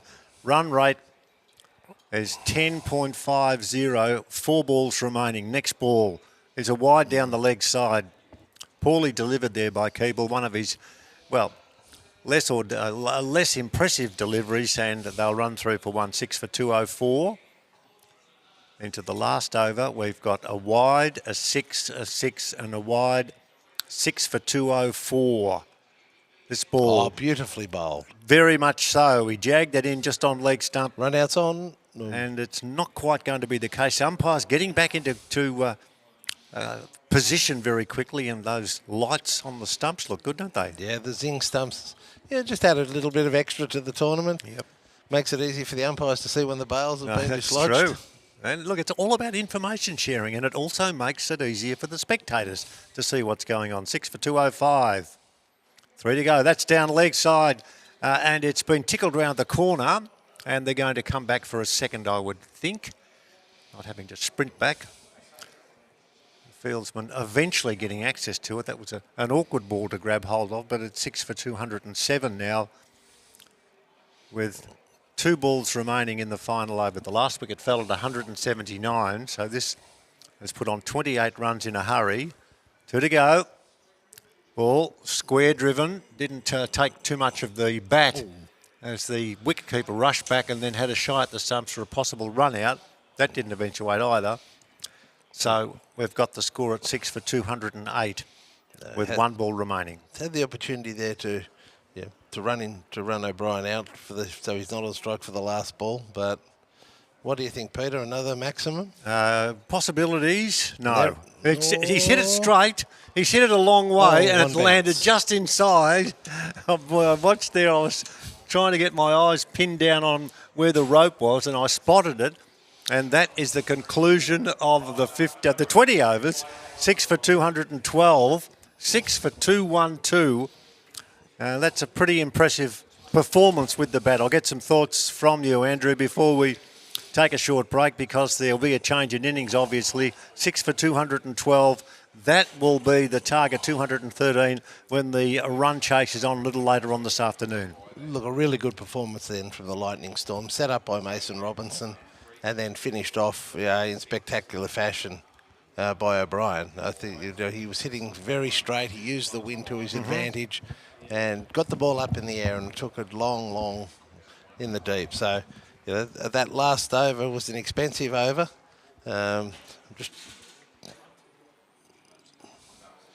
Just getting some help from behind. Pat's jumping in. We're just going to have a look as we're talking, Andrew. 22 runs off, I think, off that over. So great way to finish for the Lightning Storm after, Kebley brought them back to look like he might be able to keep it under the 200 mark. But, O'Brien just finished off with, a 6s and 4s flourish. And he finished on 73 off just 27 deliveries. Remarkable performance. 73 off 27. That is the highlight of this particular performance. 6 for 212. And I'll just go through, as Patrick's helping me out brilliantly from the back, the scores in the other games which we might be able to get access to. Here we go at 6 for 212. That's our score. Now Team Thunder are playing the Sandgropers. Team Thunder are 2 for 91 off 13 overs. Sandgropers haven't had a win. Team Thunder haven't had a loss. So 2 for 91, that's pretty reasonable. Spot on strikers got to 6 for 103 off 17.1 overs, and they're playing EV2 cricket. So the spot on strikers hopeful of doing something out of the ordinary. And we have Australian Pavilion 2 for 154.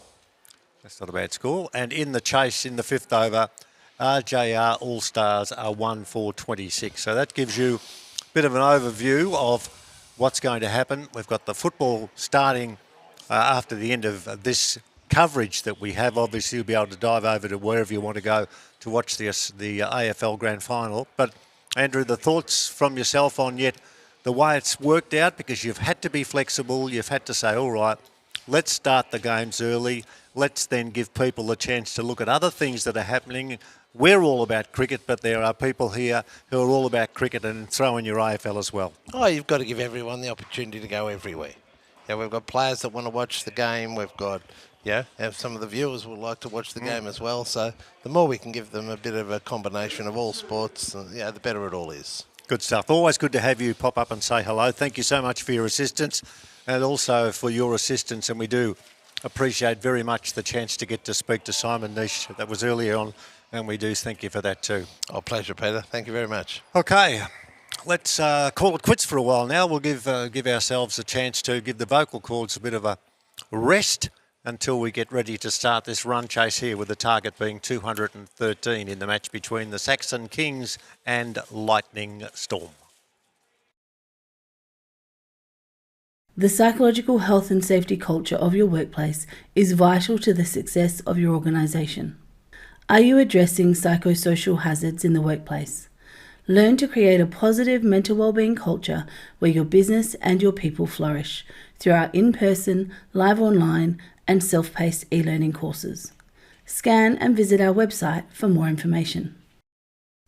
Global Camel is back. Global Roto Moulding still offer our trusted rainwater tanks, along with exciting new products like diesel trailers and on-site diesel tanks, where quality meets innovation. Global Roto Moulding, Coolong Avenue, Irimple.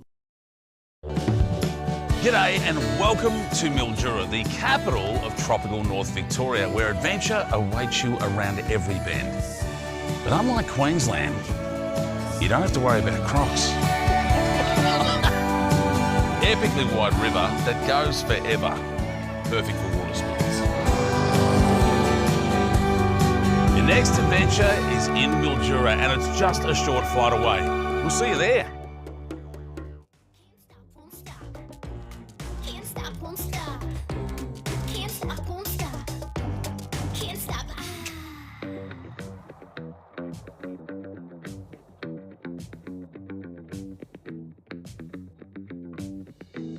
Okay. Gonna take you on a ride. We're gonna burn the night. Why you so salty? You sure you can handle? Okay. We can take my land back. I'll put on a tight check. You sure you can handle? We be faster than Django.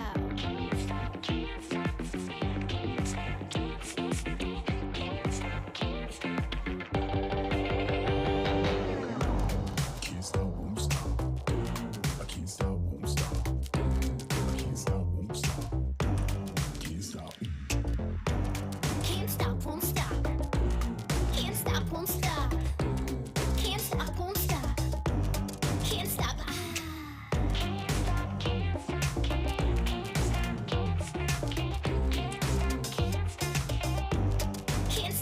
stop.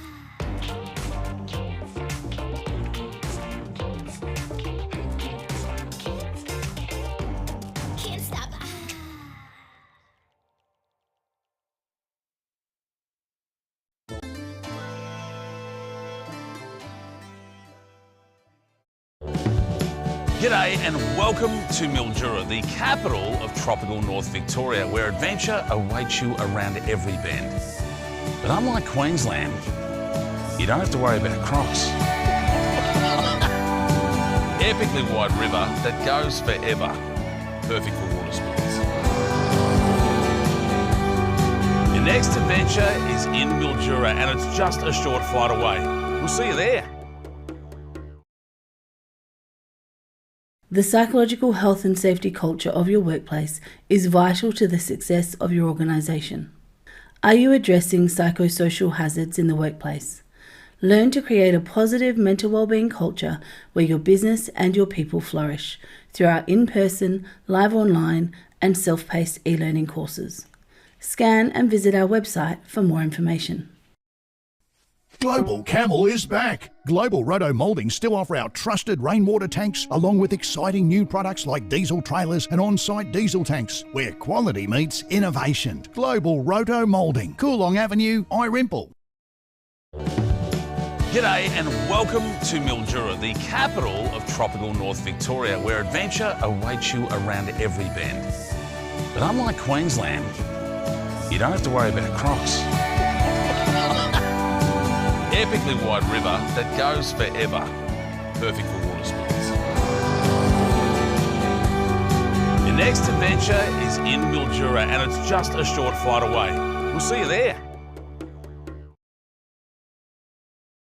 The psychological health and safety culture of your workplace is vital to the success of your organisation. Are you addressing psychosocial hazards in the workplace?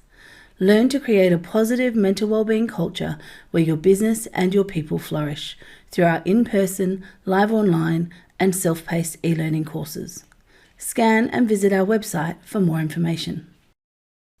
Global Camel is back. Global Roto Moulding still offer our trusted rainwater tanks along with exciting new products like diesel trailers and on-site diesel tanks, where quality meets innovation. Global Roto Moulding, Coolong Avenue, Irimple. G'day and welcome to Mildura, the capital of tropical North Victoria, where adventure awaits you around every bend. But unlike Queensland, you don't have to worry about crocs. Epically wide river that goes forever. Perfect for water sports. Your next adventure is in Mildura and it's just a short flight away. We'll see you there. The psychological health and safety culture of your workplace is vital to the success of your organisation. Are you addressing psychosocial hazards in the workplace? Learn to create a positive mental wellbeing culture where your business and your people flourish through our in-person, live online and self-paced e-learning courses. Scan and visit our website for more information. Global Camel is back. Global Roto Moulding still offer our trusted rainwater tanks along with exciting new products like diesel trailers and on-site diesel tanks, where quality meets innovation. Global Roto Moulding, Coolong Avenue, Irimple. G'day and welcome to Mildura, the capital of tropical North Victoria, where adventure awaits you around every bend. But unlike Queensland, you don't have to worry about crocs. Epically wide river that goes forever. Perfect for water sports. Your next adventure is in Mildura and it's just a short flight away. We'll see you there. The psychological health and safety culture of your workplace is vital to the success of your organisation. Are you addressing psychosocial hazards in the workplace? Learn to create a positive mental wellbeing culture where your business and your people flourish through our in-person, live online and self-paced e-learning courses. Scan and visit our website for more information. Global Camel is back. Global Roto Moulding still offer our trusted rainwater tanks along with exciting new products like diesel trailers and on-site diesel tanks, where quality meets innovation. Global Roto Moulding, Coolong Avenue, Irimple. G'day and welcome to Mildura, the capital of tropical North Victoria, where adventure awaits you around every bend. But unlike Queensland, you don't have to worry about crocs. Epically wide river that goes forever. Perfect for water sports. Your next adventure is in Mildura and it's just a short flight away. We'll see you there. The psychological health and safety culture of your workplace is vital to the success of your organisation. Are you addressing psychosocial hazards in the workplace? Learn to create a positive mental wellbeing culture where your business and your people flourish through our in-person, live online and self-paced e-learning courses. Scan and visit our website for more information. Global Camel is back. Global Roto Moulding still offer our trusted rainwater tanks along with exciting new products like diesel trailers and on-site diesel tanks, where quality meets innovation. Global Roto Moulding, Coolong Avenue, Irimple.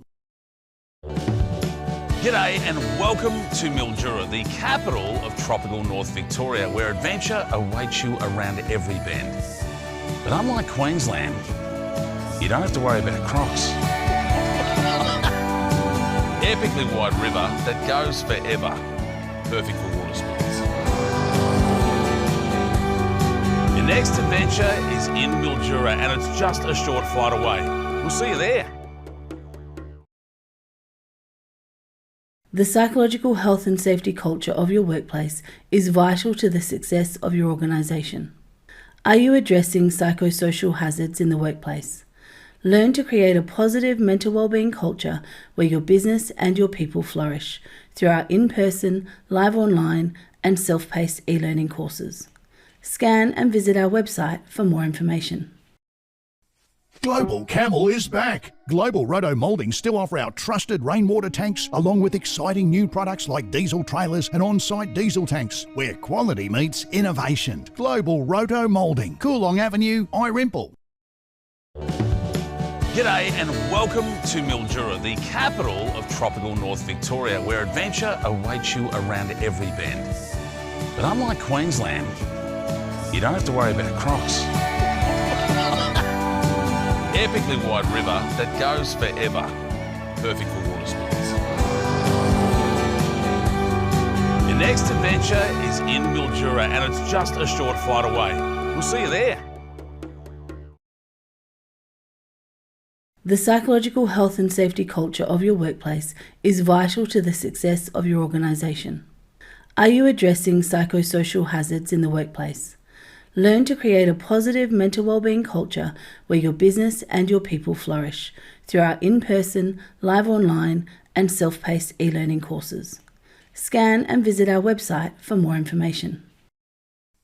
Global Camel is back. Global Roto Mouldings still offer our trusted rainwater tanks along with exciting new products like diesel trailers and on-site diesel tanks where quality meets innovation. Global Roto Moulding, Coolong Avenue, Irimple.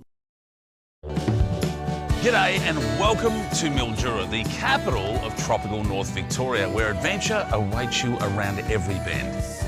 But unlike Queensland, you don't have to worry about crocs. Epically wide river that goes forever, perfect for water sports. Your next adventure is in Mildura and it's just a short flight away. We'll see you there.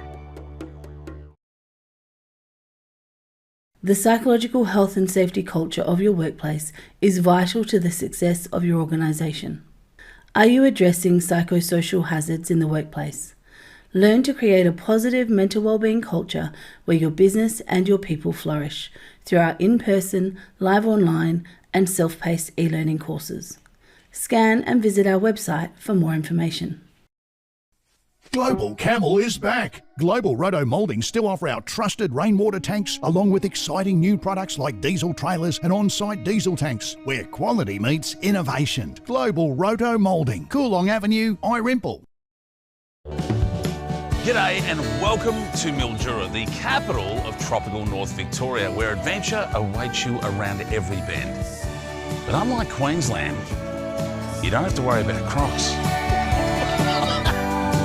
Epically wide river that goes forever, perfect for water sports. Your next adventure is in Mildura and it's just a short flight away. We'll see you there. The psychological health and safety culture of your workplace is vital to the success of your organisation. Are you addressing psychosocial hazards in the workplace? Learn to create a positive mental wellbeing culture where your business and your people flourish through our in-person, live online and self-paced e-learning courses. Scan and visit our website for more information. Global Camel is back. Global Roto Mouldings still offer our trusted rainwater tanks along with exciting new products like diesel trailers and on-site diesel tanks where quality meets innovation. Global Roto Moulding, Coolong Avenue, Irimple. G'day and welcome to Mildura, the capital of tropical North Victoria, where adventure awaits you around every bend. But unlike Queensland, you don't have to worry about crocs. Epically wide river that goes forever, perfect for water sports. Your next adventure is in Mildura, and it's just a short flight away. We'll see you there.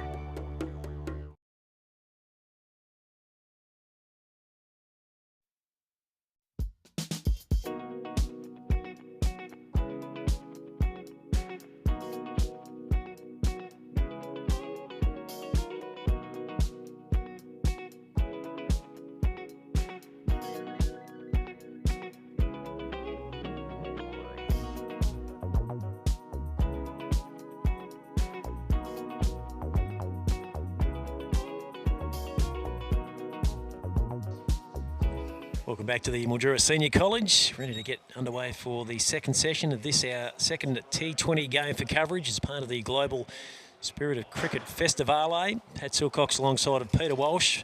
Both of us with one eye on the cricket and one eye on the AFL Grand Final, which is currently underway. The Lions leading by 2 points. Now, Pat, come on. I need some discipline from you. I need you to be concentrating and calling all the game while I watch the football, okay?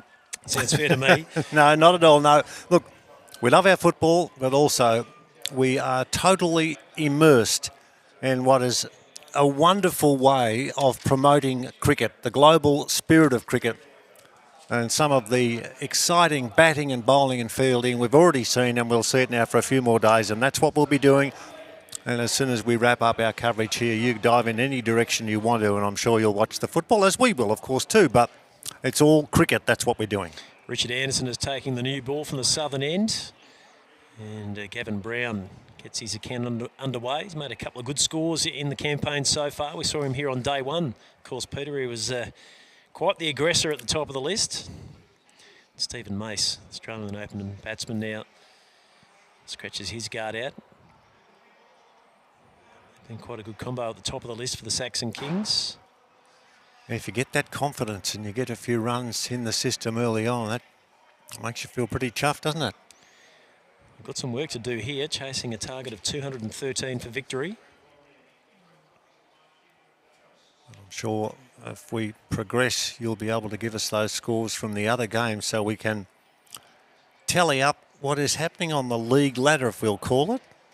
Well, it's a league ladder, but it's the teams that consist of Team Thunder, RJR All-Stars, EVU, TV2, I should say, cricket, Saxon Kings, Australian Pavilion, spot on with the spot on lads that are doing the right thing, the Strikers, Lightning Storm and Sandgropers. As Gavin Brown is trying to turn that one down around the corner to the fine leg boundary. And on the 45 there on the ring. For the Storm getting the job done. So the score is none for two midway through this opening over. Brown just waiting for one in his zone here so he can take full toll.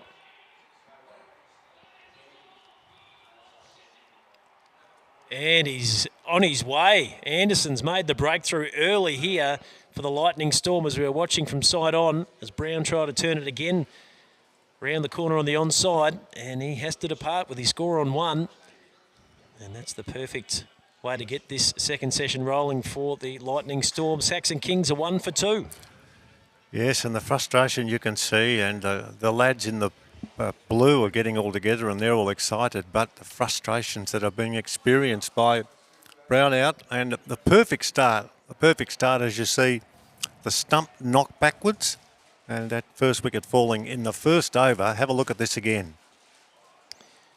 Just played over the top of it, didn't he? Yeah, I reckon he might have got done by a hint of lack of pace there as it just dipped late. So he's looking to hit over the top of it. So that is a great result as we see Darren Thompson make his way out to the middle. Didn't play in the opening fixture yesterday that we broadcast. So they must think plenty of him to have him come in at number 3.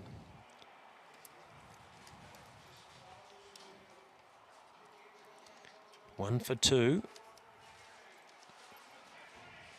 Anderson swings that one away from the right-handed batsman and beats the man on the ring as they look to get back for a second. Fielding done out on the boundary there by Adnan Khawaja. So 2 more to the tally, 1 for 5.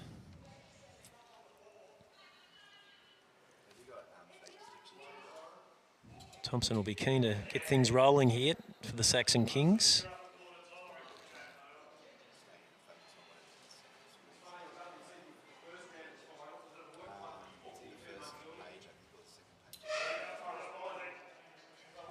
Ball's worked into the onside. Bit of a fumble there at short fine, but no run, no addition. So at the end of the first over, Saxon Kings are 1 for 4. Thompson is 2, Mace is 1, Anderson 1 for 4 from his opening over. In the early stages of the first quarter in the grand final, 2 early goals to Sydney, who are 2-1-13, and they led the Brisbane Lions 2 behinds. The Lions got a goal, but Cameron was given the benefit of bringing back the ball from about 30 metres out directly in front. There was no advantage paid, so his kick went through for a behind. That was a miss. So it's 2-1-13 to 2 behinds. 11 minutes remaining in the first quarter of the grand final. And you've got those scores at the other venues, which are absolutely vital for our cause, my friend Pat. Sandgropers none for 19 after 2 overs as they chase a target of 158. They're playing the top team, so that would be a big result if they could get close and perhaps win that one. Be a big upset if they get the Would win it there. what? Yeah. RJR All-Stars are 4 for 61 from 9. They need a further 94 from 11 overs at 8.55 to win with 6 wickets in hand. And there's been no resumption yet with that game between the spot-on strikers and EV2 cricket. Spot-on strikers finishing with 7 for 134 at the end of their 20 overs as Brad Perdue is into the attack now from the school end. Important for him to get amongst it. We have seen his skills to the fore in the try test. And the first one punched out towards the boundary for a backward square, and they might sneak through for a couple. I think they came back for the 2. They did. So in the second over, it's 1 for 6. Certainly is cooling off, isn't it? Plenty of cloud cover, but no hint of rain at the moment anyway. Did have a look at the radar at the innings break, and there is a little bit coming across from South Australia. Not sure if it will get to us or maybe just slip down underneath. Keep a close eye on that. Of course, there is more rain expected tomorrow. This ball has worked away backward a point there by Mace. No score. 1 for 6, and this is the second over.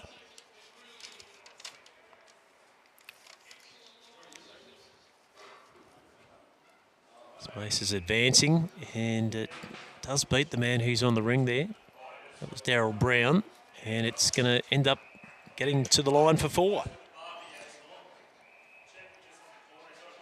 A good start from Mace.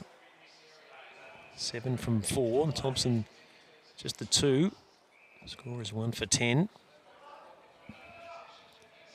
The Swans currently in front, 2-1-13 to Brisbane, 2 behinds in the AFL Grand Final. As we keep a close eye, I'll do my back end pivoting around to watch the big screen, but I'm keen to keep an eye on it because hopefully, all things going well for us, Peter Walsh will be ready to take in the action from half time as it looks as if we've got a helmet coming into play here. Yep. Yes, I'm sure there'll be a lot of vantage points spread far and wide, particularly those who live in Brisbane who weren't able to afford flying down or to get tickets, but it's a massive day and you'd think another crowd of in excess of 100,000 will be there. It just seems to be the day out for people there who really enjoy the spoils. Brisbane on the board, goal to Lohman, 1-2, trailing 2-1-13 as we're back to live action here at the Mildura Senior College. This ball's hit out down the ground, they'll get through for 2. So Perdue found life a little bit challenging in the opening game today. He was taken to by Simon Naish. I think he had about none for 33 off his 2 overs, which was by far the most expensive we've seen from him over the Tri-Series and the T20 tournament so far. No, that's a good call you've made too, because people like Josh Boyle, none for 47 off 4. Grant Jew, none for 38 off 3. And McCartney, none for 36 off, none for 36 off 3. And Anderson got 1 for 26 off 4. And Brown, none for 32 off 4. So they're all knocked about the place. As Mace advances, and we'll pick up another boundary down the ground. They haven't got a man out on the rope there at long off. So Perdue just over pitching once again. He's gone for 12 in this over so far. And the score has advanced along to 1 for 16. Mace is 13. Thompson is 2. And the rate required is up almost at 11, but they're going at 8.73 at the moment. There's the Lions. Another goal. They're in front by 1. 2-2-14, the Lions leading Sydney 2-1-13. 8 minutes of play remaining in the first quarter of the AFL Grand Final. And of course, in this game, we've got the match between the Saxon Kings and Lightning Storm. Lightning Storm getting 6 for 212. And the run chase is after 2 overs, 1 for 17. Anderson creeping in and getting a wicket with the score at 2. Craig O'Brien was the hero in that first session. 73 not out from 27 deliveries, 9 fours and 5 sixes. It's quite remarkable, isn't it? Oh, it is spectacular. I reckon, and this is easy for me to be, I'm not being an SA, smart whatever, I'm just suggesting that the possibilities of hitting the sign are pretty remote. Do you think that's fair? The big orange signs at both ends, do you think that's fair? That's a fair assumption, Walshy, I reckon. Well, I reckon what's happened with Telf and with all of those, and Andrew Knight's another one, of course, who's been so productive with suggestions. They could make a change, you know. Maybe in the final, it could be the player who hits the most sixes. The one player. Do you think so? So we watch Mace again, finding the boundary. He's made a great start, the Australian opener. He's 18 now, score is 1 for 25. I think Peter might just come down to who's actually tipping in the 25K. Oh, yeah, that's a good call. How they want to see it Yeah, played no, out. that's a fair call. Fair call. It might be the team who gets the most sixes. It could be because just for one player, that player, I reckon, would feel responsible for sharing the spoils with his teammates and not keeping the money all to himself. You think so?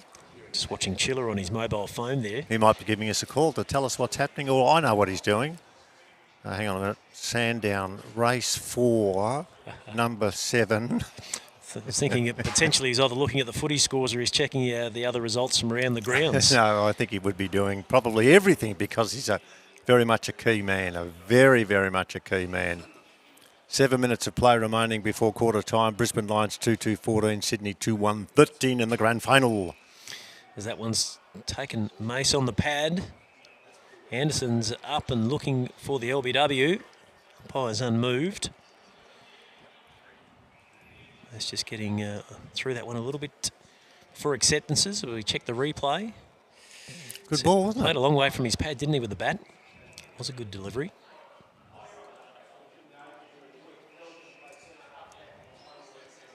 This time he's stretching out wide to hit it out through the covers. Can't make connection, but it has gone outside our blue line there, so wide is signalled by umpire Chillingworth.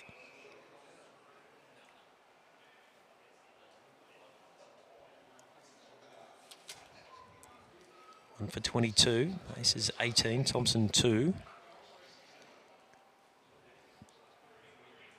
Pace is motioning out towards the point boundary there, maybe just to make sure the boys keep the scoreboard up to date.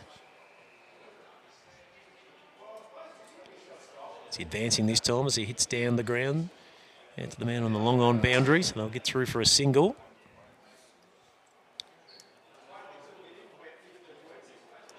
So in case you missed the first wicket in this second session, it was Brown out-bowled Anderson for 1.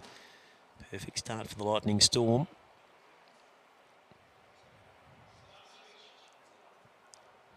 If they can pick up another victory here, they'll go to 4 points on the table. There's a big swing and a miss this time from Thompson. So it goes through to the keeper.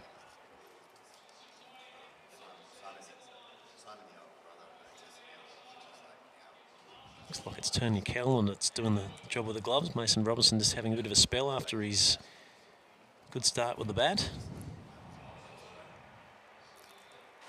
5 minutes to go in the first quarter in the grand final at the Melbourne Cricket Ground. Brisbane Lions 2-2-14. Sydney 2-1-13. The Sydney Swans kicked the first 2 goals of the game. Another low-scoring first quarter in a final. 2 goals each. And I'm sure it will all develop as the game continues to progress. Thompson picking up a boundary off that last delivery. So the score is 1 for 27. Thompson's moved to 6. Mace is 19.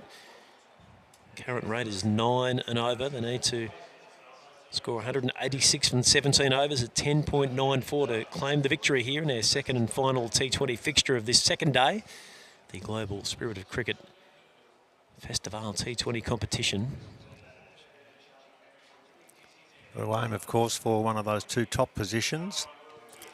Two that, well, let's have a look. The Sandgropers haven't had a win yet. Lightning Storm, well, they could maybe turn around where they're coming from today, but you wouldn't think they're going to make that big total, 212. You've got Team Thunder. Let's have a look where Team Thunder were. They, in effect, got 158. Am I getting the right score there? I think I am. Well, the Sandgropers got 158. Now, Team Thunder, after 13 overs, were 2 for 91. They're now, let's work that out. The Sandgropers are 1 for 25, chasing 158. 1 for 25, chasing 158. And the other one we're watching out for is EV2 Cricket, none for 16, with spot-on strikers getting 7 for 134. Purdue back in action. As Mace is continuing to take a liking to him outside the off stump. He's taken his tally to 23 from 13 deliveries. Score is 1 for 31. Another goal in the grand final, I hear behind us there, Peter. Well, I'll just check to see. Brisbane Lions at now 2-3-15. Nothing had added to the app that I've got going, 2-3-15 to 2-1-13, but you can do the swivel around and tell me if that has changed. Goal to Brisbane Lions, 3-3-21, Sydney 2-1-13. So the margin is 8 points, 4 minutes to go before quarter time. Mace is hitting that one straight back down the ground and crashing it into the stumps. Thought for a moment Purdue was considering the fact that he might have just got a finger on the way through. Now he's having a bit of a smile and a rueful grin with the non-striker there, Thompson. Did have a look at those stumps when I inspected the wicket earlier today, Walshy, and the grooves where the Zing Bale sit is not that deeply set into the stumps. Oh, okay. So you can imagine that they certainly can see the penchant to come flying off when the stumps are struck. As Mace plays out into that cover region, picks up another single. Now, help me with this one then. Well, how do the lights work? That's a good question, isn't it? No doubt there'd be some sort of battery mechanism in there, but as to when they know when to fire, Yes. yeah, not sure. Maybe it's when they hit the ground, or is it when there's a vibration and they lift from their grooves? Thompson tucks it around the corner. He'll pick up another single out to the man there at mid-wicket. So we've completed 4 overs in this second session. The score is 1 for 33, the Saxon Kings. Mace is 24, Thompson is 7, and Bradley Purdue has bowled 2 overs, and his figures are none for 19.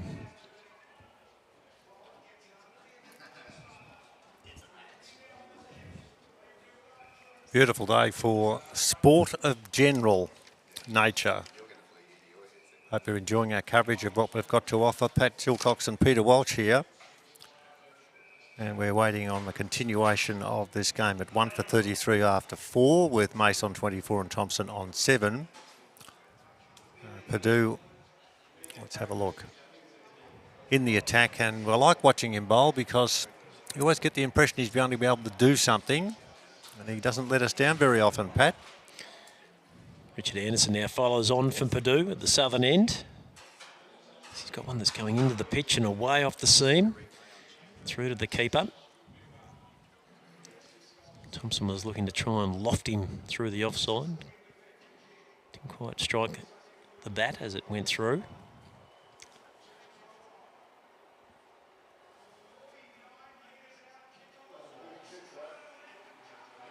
And this time Thompson takes full tolls. He hits the ball down the ground. There is a man out on the boundary. Picked up there by Roach. Just the single, so some good work there from David Roach out on the boundary. Score is 1 for 34 in this, the 5th over. Goal to Sydney at the MCG, 3-1-19. Brisbane, 3-3-21. A minute and 50 seconds to go before quarter time. Brisbane in front by 2 points. Mace is just running that one out to the offside and picking up another single, turning over the strike. It's looking to be a very gripping encounter at the MCG.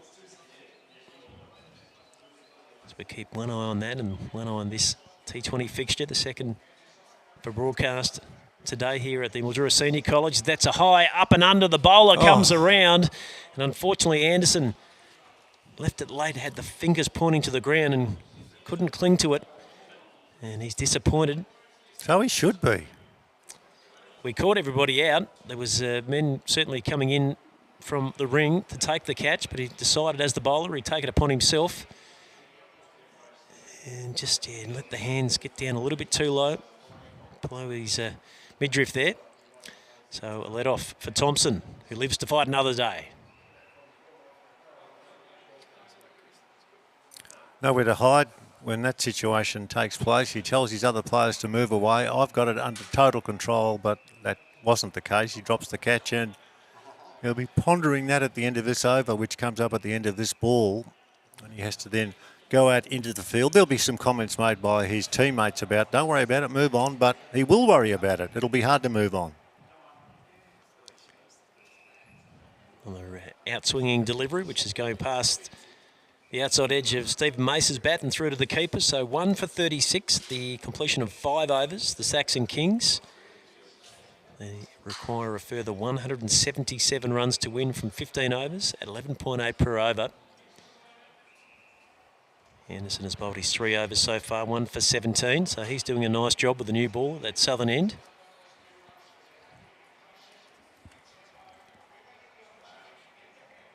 You can see a few of the local Mildura Settlers cricketers settling in at the bar, watching the footy on the big screen. Smells like they're cooking up a storm too in the kitchen, Walshy. Well, as long as they cook up something and bring it over here. 10 seconds to go before the end of the first quarter in the grand final for 2024. And Brisbane Lions have scored a goal. They're 4-3-27 to Sydney 3-1-19. Very close to the siren to sound. And a late goal to the Lions. And Chris Fagan and the troops will lead this grand final at quarter time. Only a few seconds to go before we have the blasting of the siren. And Brisbane 4-3-27 lead Sydney 3-1-19. Seconds remaining in the first quarter of the grand final. Charlie Cameron with a snap in the pocket there to get the Lions that little advantage going into quarter time. 1 for 36 here in the 6th over. Saxon Kings, Mace 25, Thompson 9. Brad Perdue working his way through his 3rd over. Brad was having a chat to us the gap between the 2 games today to suggest that he's got some pressure and injury concern with that elbow. You can see the red tape in there. I think he's got a bit of gout going through that as well, which is making life a little bit difficult for him. The ball is pushed out towards the man on the cover boundary. Thompson adds a further run to his tally. He's 10 from 12. Mace is 25 from 18. Score is 1 for 37. Quarter time in the grand final. Brisbane Lions 4-3-27 lead Sydney 3-1-19. Sydney kicked the first 2 goals. Brisbane kicked the next 3. Sydney got their 3rd. And just before quarter time, Brisbane Lions stretching their lead out to 8 points. Catch taken in the deep by Adnan Khawaja as Stephen Mace swings mightily out towards the mid-wicket boundary, but he has to go. And Brad Perdue gets the breakthrough. Mace on his way for 25. Khawaja bowled Perdue. And it is now another wicket on the board for the Lightning Storm. As we see the replay, Mace got down low, tries to heave it away, but nicely positioned there was Khawaja, took it comfortably. So that's the 2nd wicket down now in this 2nd session. Let's get another look at it here from behind Khawaja as he just shuffled along nicely and took it very comfortably as we watch Stephen Mace walk from the ground.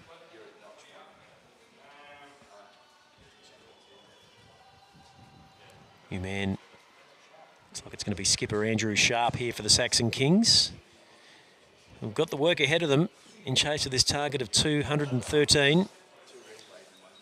Current rate is 6.53. Required, though, is in excess of 12 already in the early stages of this innings.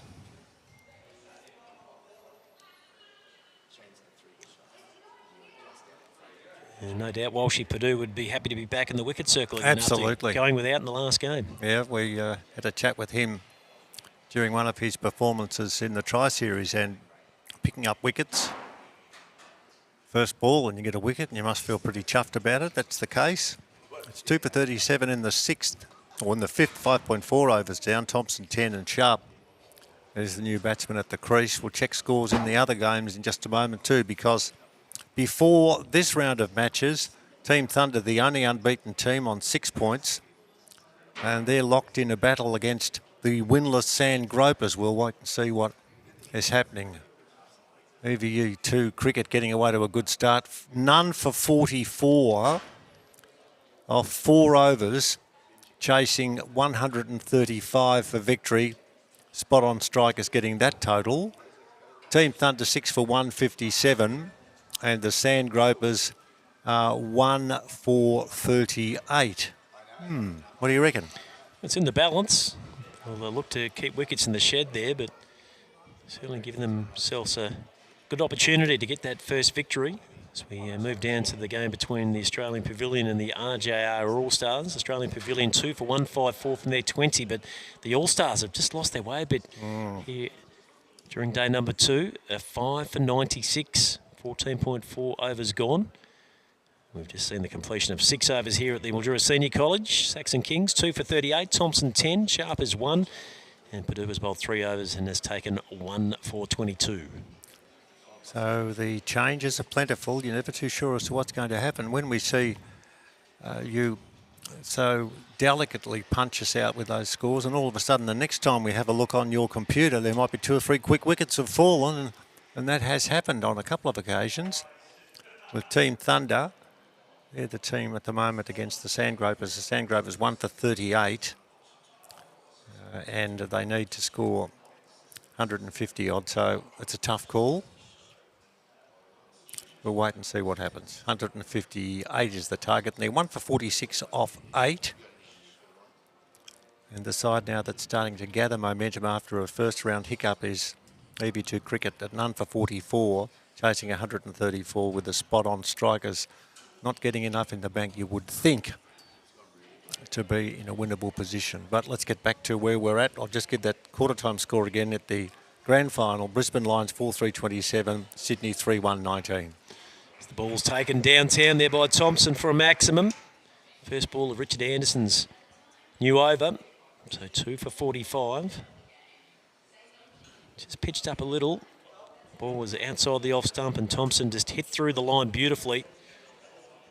Managing to dissect the 2 men out on the fence at long on and long off. I feel that he'll need to find the line several times here if the Kings are to pick up a victory.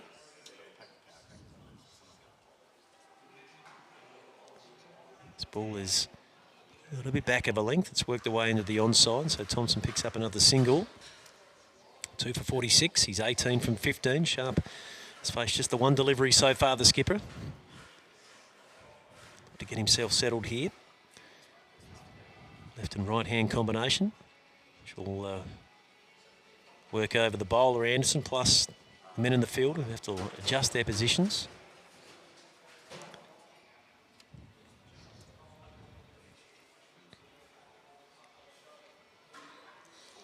Temperature is currently 23.8 locally, but still feels around that 17 mark. So a bit of cloud cover and chill factor about our breeze today has kept the temps down a little. Sharp just knocks it out for another single, so scored 2 for 47. 6.3 overs bowled. Thompson is looking to take the challenge on here up the top of the order.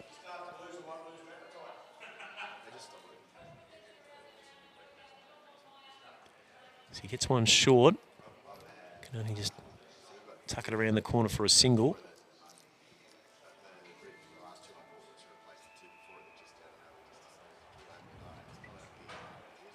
A reasonable spell this from Anderson, almost through his 4 compulsory overs here. 1 for 26. He did go for a 6 first delivery, but he's kept it to 3 singles.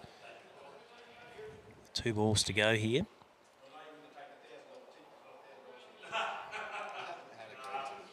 Sharp is again working the gap. Backward a point on the off. So the skipper's doing the right thing. He's rotating the strike nicely, allowing the man who's been out in the middle for a little longer than he to get closer to the action.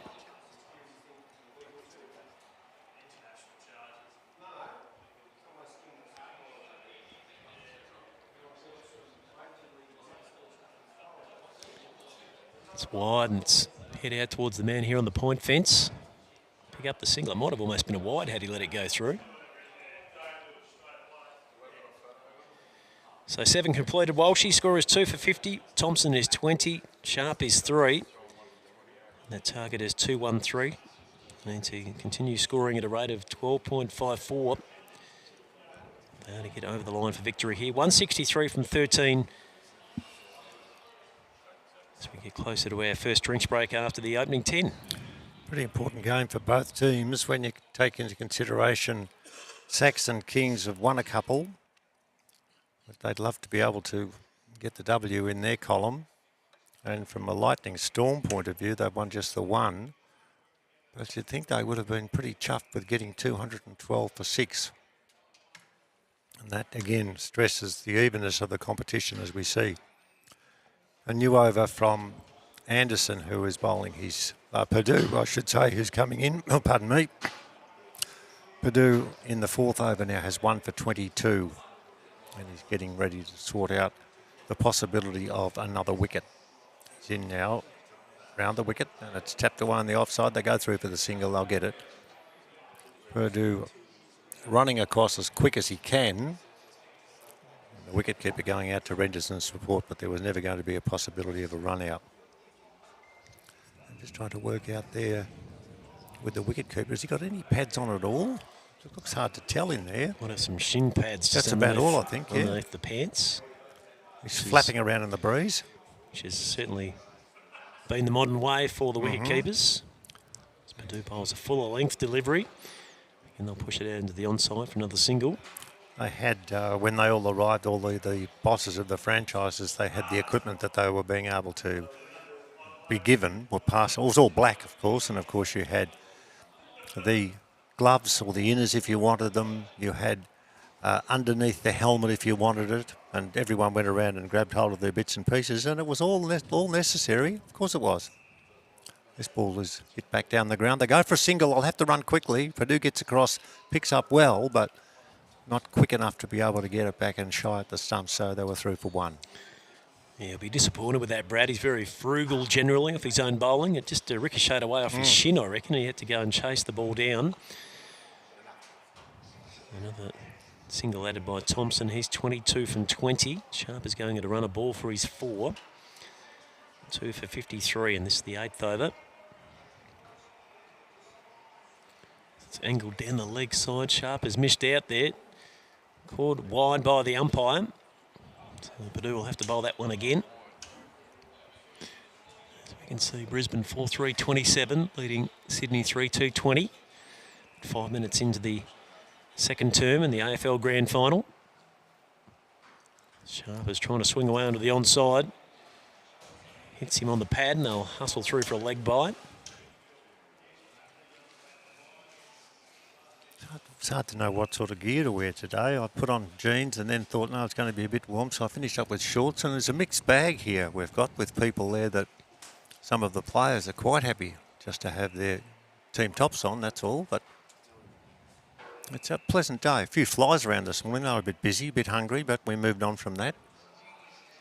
Ball is elevated out over the offside and 6 runs as a result there for Darren Thompson. So Purdue finishes his 4th over. It figures 1 for 32. 11 off that over, so a good one for the Saxon Kings. They've advanced along to 2 for 61. 8 overs complete. They're currently going at 7.63 runs per over. As the batsmen just take a brief refreshment out in the middle here at the Mildura Senior College.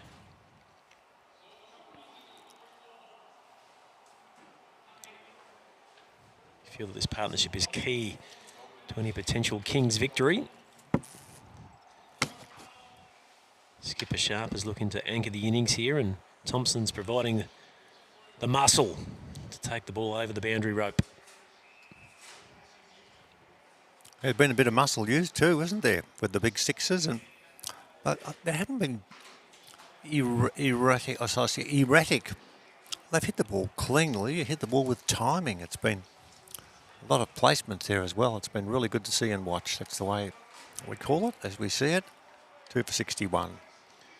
Batsmen certainly backing themselves in with this shorter dimensions here at the Mildura Senior College. 55 metres the rope.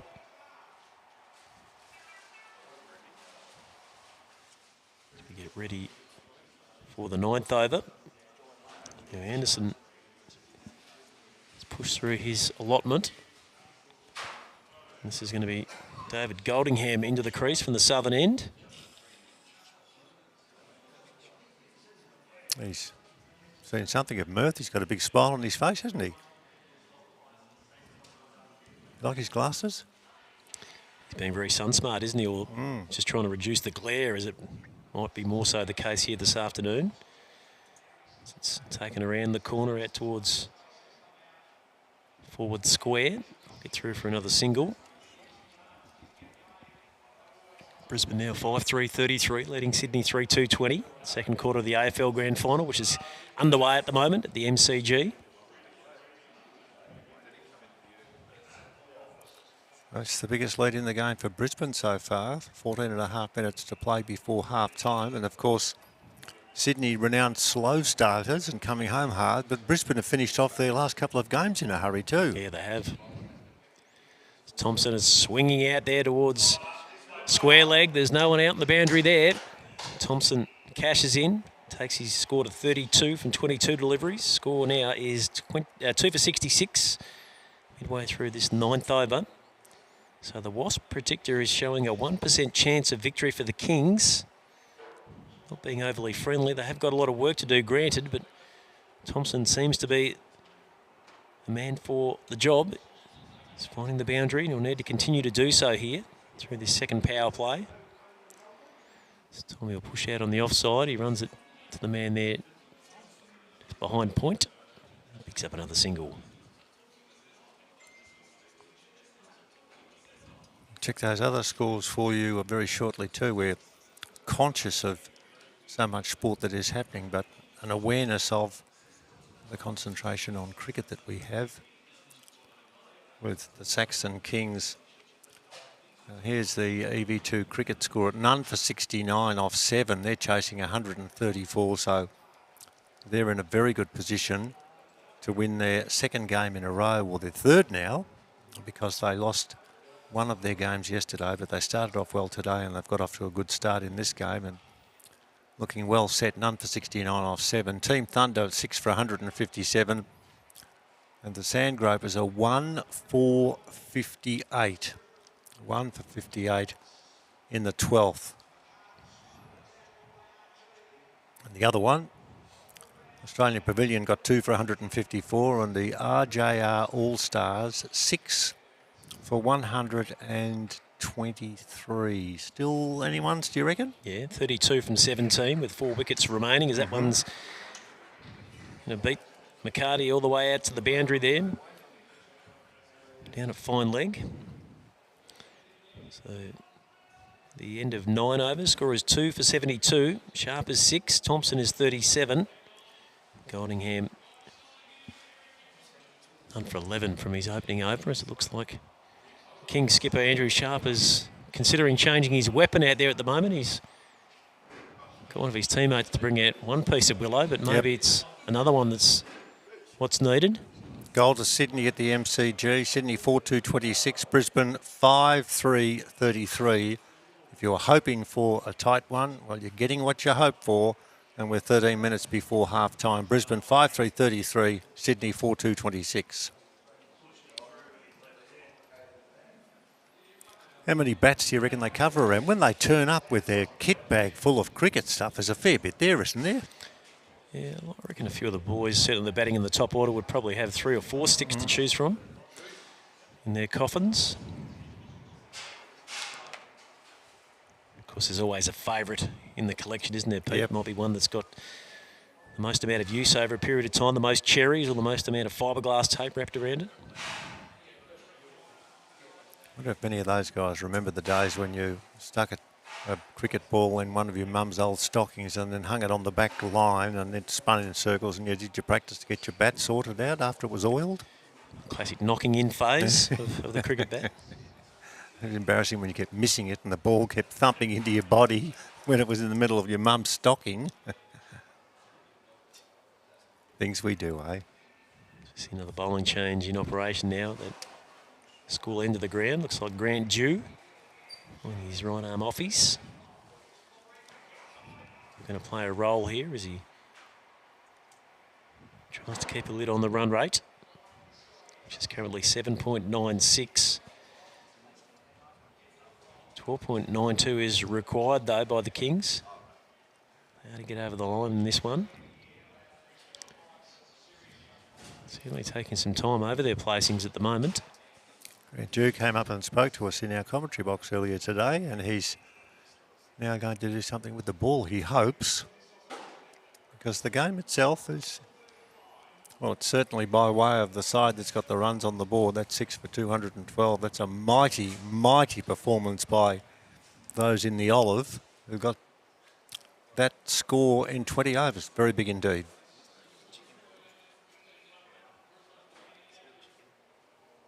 Thompson is defending out into the offside. He thought there was the chance of a single there, but nicely worked by Grant Dew off his own bowling. Keeps their scoreline at 2 for 73. Some poor shots at goal for Brisbane, who are 5-5-35. Sydney 4-2-26. So that's 10 scoring shots to, let's see, 4-2-26 is 6. But the lead is 9 points. Thompson hitting down the ground, picks up another boundary. Of a little fuller length. Thompson takes it down towards the mid-on rope. Just wait for our NB play system to catch up there. I'm thinking we'll be 2 for 81 once it clicks over. I might be playing a ball ahead of myself here, Walsh. We'll keep an eye on that.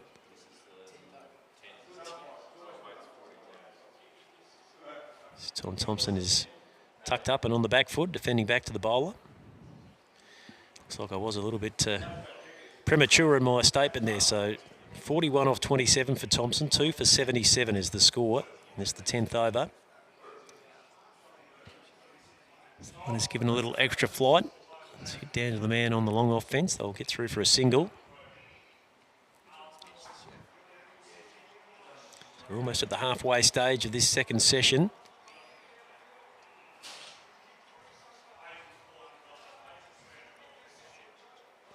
Brisbane by 10 points at the MCG. 5-6-36. Sydney 4-2-26. 10 minutes to go before half time. 36 plays 26. 10 points the difference. Brisbane leading. As Sharp takes the last delivery from Dew all the way over the fence out there on the onside. So 10 completed. Score is 2 for 84. This partnership is worth 47 from 26 balls. Thompson is 42 from 28. Sharp is 13 from 10. So the equation now, as it flashed up so very quickly on the screen, I'm sticking my neck out and saying 129 from 60. There we go. Yeah, it's a long way. It's a long climb. It's a long journey. It's a Cliffy Young running from Westfield to Melbourne in an endurance race of substance back in 1983. Can you remember he did that? Yes, in the gumboots and all, didn't he? He did. Yeah, I actually went to see him at Beach Forest at Colac. What a guy. Just he married Mary, and just to see all of the Cliffy Young memorabilia down there, and he came up for a few sports nights to raise money for charity in Ballarat. Just a delightful bloke. And he needed to get some runners, so he sent some greaseproof paper with a shoe size to Ted Whitten at Adidas, and he got some runners from him. Oh, he's a wonderful man. Cliffy. It's Goldingham is pitching up outside the off stump. Thompson is unable to take full effect of that one. So it goes through into the keeper's gloves. 2 for 84 in the 11th over. 5-7 to 2-6 to 4-2. 4-2-26 to 5-7-37. Brisbane Lions inaccurate, but leading by 11 points 9 minutes before half time. You know, the old adage, Walshy is bad kicking is bad football. Hopefully it doesn't come back to hurt the Lions. They've had opportunities in this first half so far. And Jasper Fletcher's been forced to leave the ground with an injury. Big loss to the Brisbane side for the youngster, who of course has a mum who used to play for Australia with basketball, Narelle, and dad who played for 4 clubs. That's Adrian Fletcher.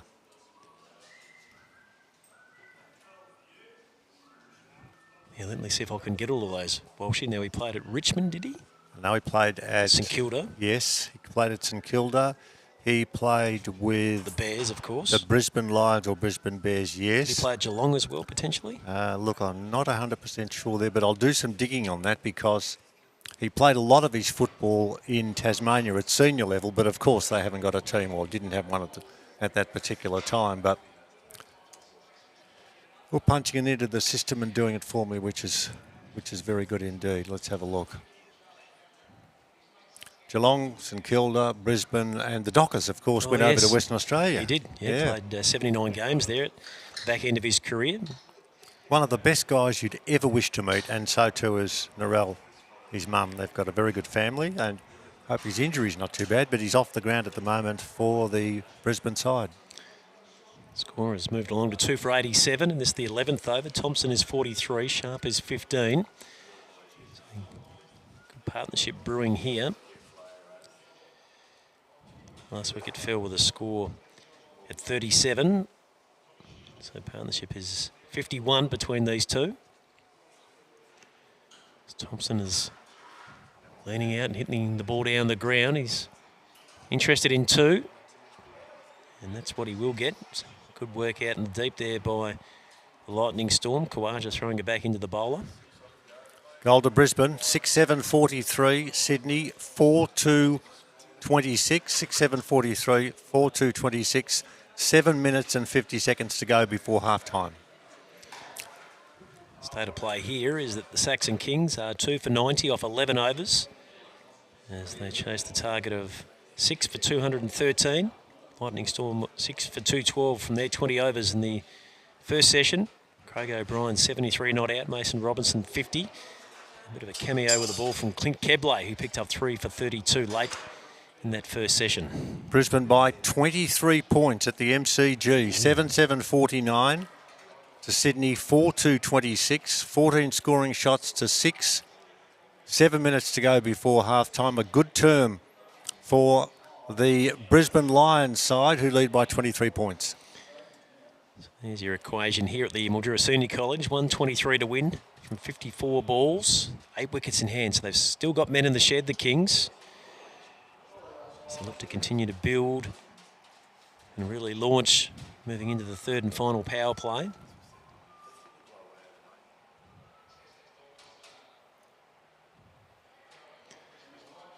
This time Dew is cramping up left-handed Sharp as all he can do is push it out into the offside.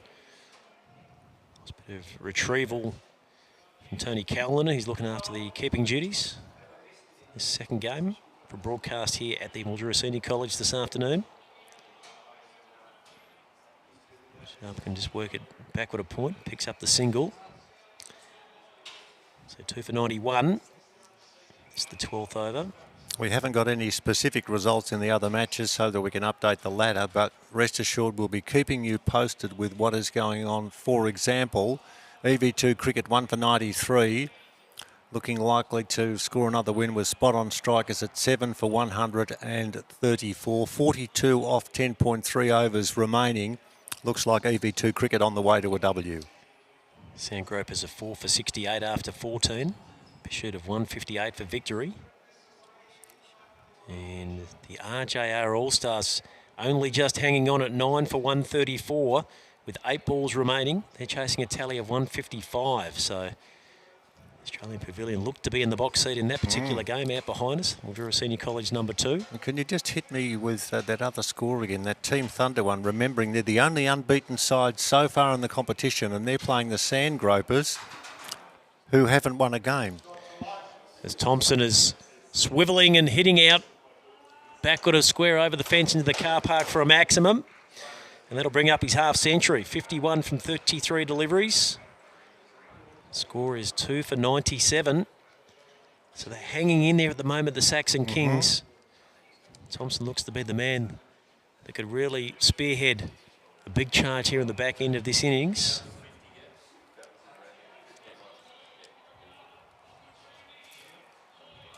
The other one we've got to give you to is the Australian Pavilion one against the RJR All-Stars. There we are, RJR All-Stars, 9 for 138. 1 over to go when they're chasing 155, so you don't think they'd be able to drag those runs into the system. So it's all, you just keep on looking at the scores and they change significantly.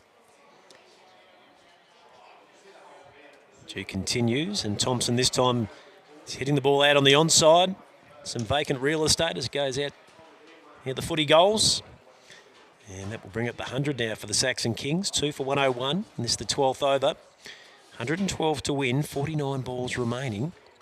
11 off this over so far, which has been a decent one for the Saxon Kings, Walshy. It is. 4 minutes to go before half-time in the football. The line 7-7-49. Sydney 4-2-26. 4 minutes before half-time at the MCG. Spin around because there was a noise in the background. Brisbane 8-7-55, Sydney 4-2-26. Another goal to Brisbane. That's 29 points the difference. Heading up towards half-time in the grand final at the MCG between the side that was Fitzroy and became Brisbane Bears and became Brisbane Lions, and Sydney, who started as South Melbourne and then became the Sydney Swans. Two sides that originated in Victoria. Now they're playing interstate. What a final. And you mentioned earlier, Walshy, that Brisbane have certainly attacked this in a bit of a different manner where they've come from behind in their previous two finals victories. So they'll need to maybe try and hang on potentially. Yes, yep. Sydney really come out after them after half-time. That's a big lead. 55-26, 8-7-55 to 4-2-26. That is a very big lead indeed. 12 runs from that due over. It sees us here at the Mildura Senior College. 2 for 102, the Saxon Kings after 12. 111 required from 48. Thompson has 56 from 35. Sharp 16 from 15. Partnership is building nicely. 65 from 38 balls in 28 minutes. Well, that's what they want. They want some pace, they want some speed, they want some runs ticked over. I want to see a big over here, I reckon, the next 2 or 3, a good 15 or 20 that would really get them on the right side of the equation. So we might have had another goal kicked. Goal to Brisbane, 9-7-61. Wow. 9-7-61. Sydney a 4-2-26, heading close to half-time. Brisbane, Chris Fagan, let's not get too carried away. Things have changed so often in football, particularly during the minor rounds of this year. But a big lead heading into half-time with Chris Fagan and the troops doing very well indeed. But this one here, 2 for 102, 111 required with 47 balls remaining.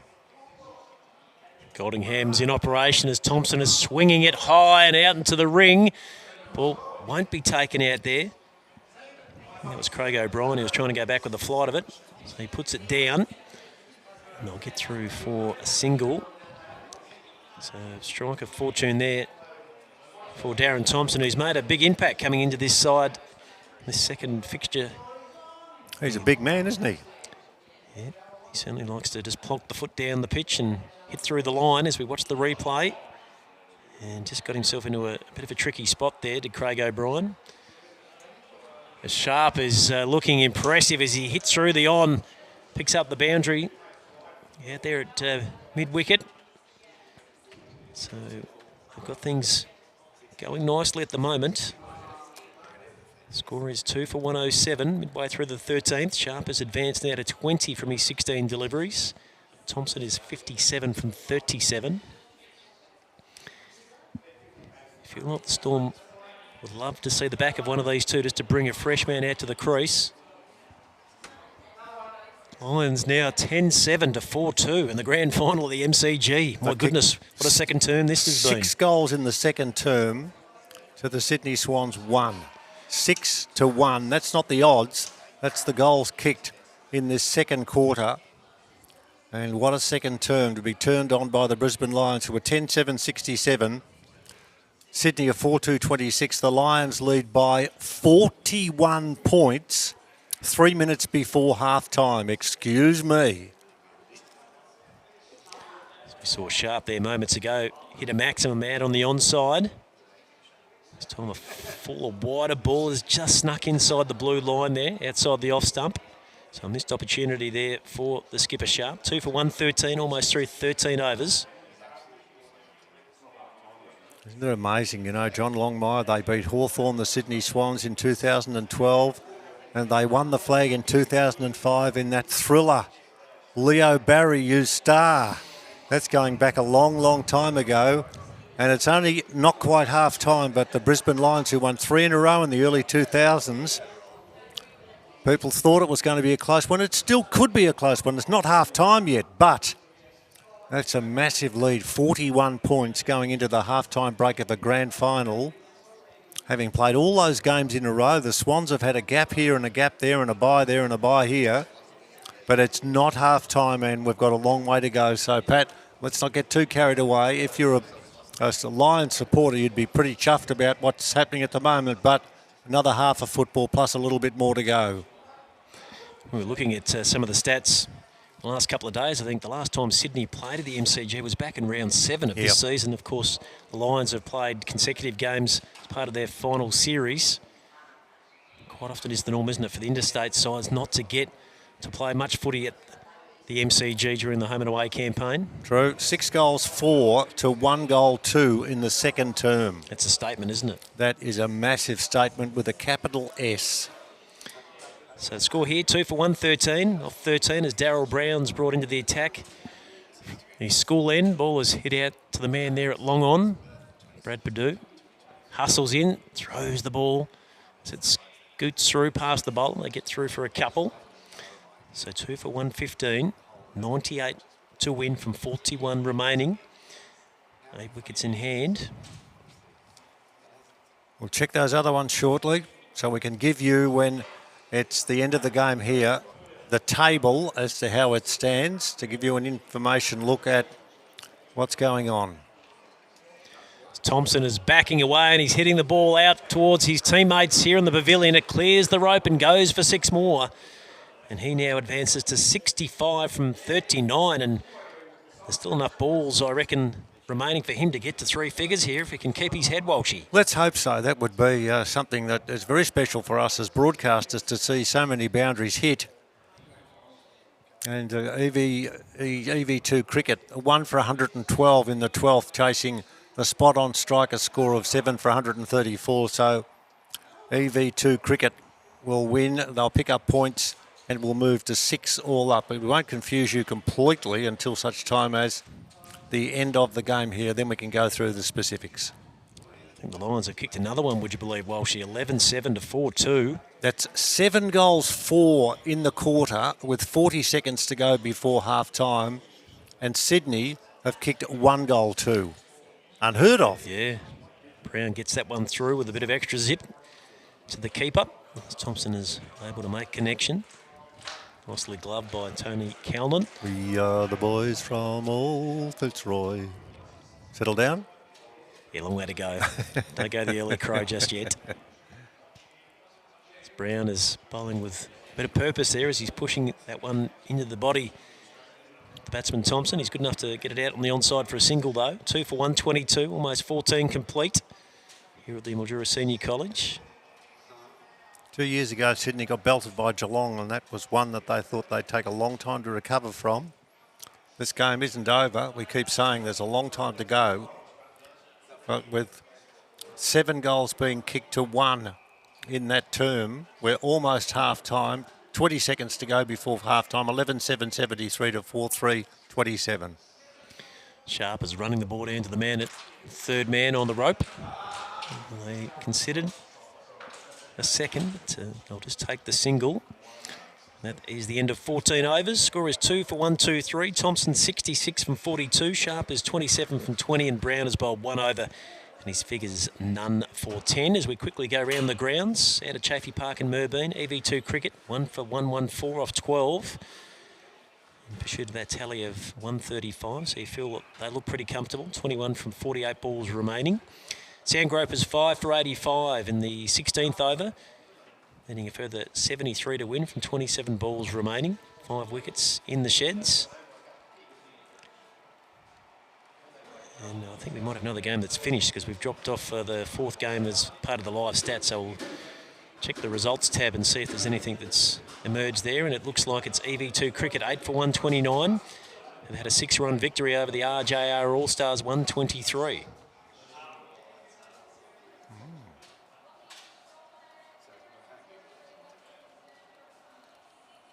It's the last one, RJ All-Stars. We're just flicking through, and we can tell you it's half-time now in the grand final. Half-time in the grand final at the MCG, and the Sydney Swans have done something out of the ordinary in that second quarter. They have kicked 7 goals for 46 to the Sydney Swans, who have managed a miserable 1 goal to 8. Half-time 11-7-73. The Lions leading the Swans 4-3-27. I hope you don't mind us putting the scores through just in case you're only watching the cricket but you'd like to know what's going on.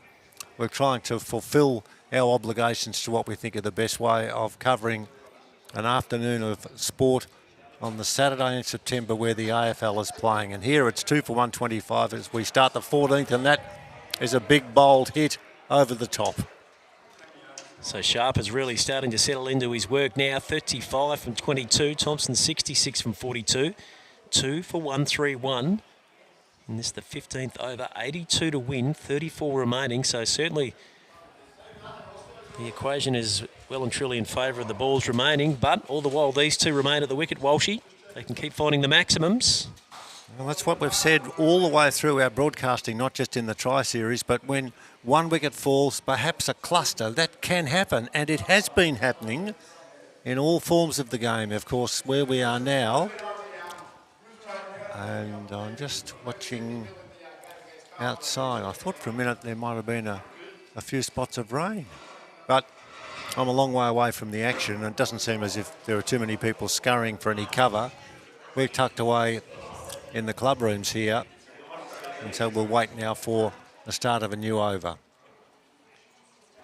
Plenty of clouds around, but all fluffy. There doesn't look to be too much precipitation. First ball of a new over is driven handsomely down the ground to long on for a single. They'll just walk through for the single. Ball flick back in a hurry. And so it's 2 for 133 maybe. Are we going to get it ticked over? Thompson 66, Sharp 36. And McCarty in his first over has no wicket for 9 off 3 balls. He's going to wait now. Number 11, and that ball is a full toss, and it's an ungainly swat down the ground just for the single, goes into the deep. That's all right, that's all they can do. They can take the 1, 2 for 133. Thompson 67 off 43, Sharp 36 off 23. 2 balls remaining in this over, this 15th, and then we've got 5 overs to go to score 80 runs at the moment. That's a nice shot too again. Slightly overpitched and hit down the ground out into the cover area. Kawaja's out there and fields. Bounces the return back.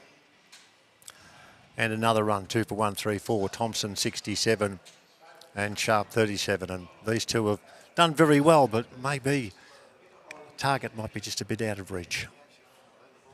It's been a gutsy showing from this combination. 79 to win from 31.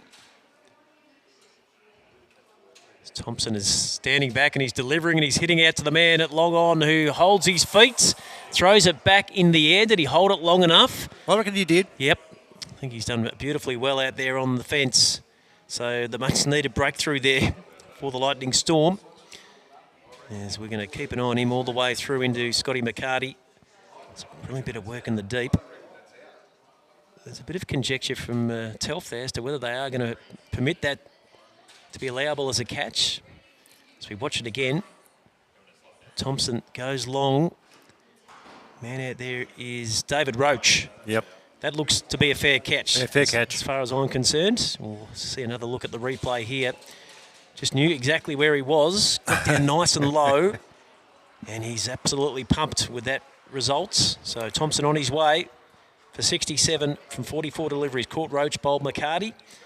And after 15 overs, the Saxon Kings are 3 for 134. Now, if Mrs. Kratzner had been watching, she does a bit of tap dancing. There's a bit of tap dancing was Roach down on the boundary there. He took the catch and then had a quick look around and had to be deft on his toes because he was not sure how close he was to the ropes. But he was well inside, there's no doubt about that. And well done to Pat and the team too, because we got a really good look at what was happening then when that catch was taken.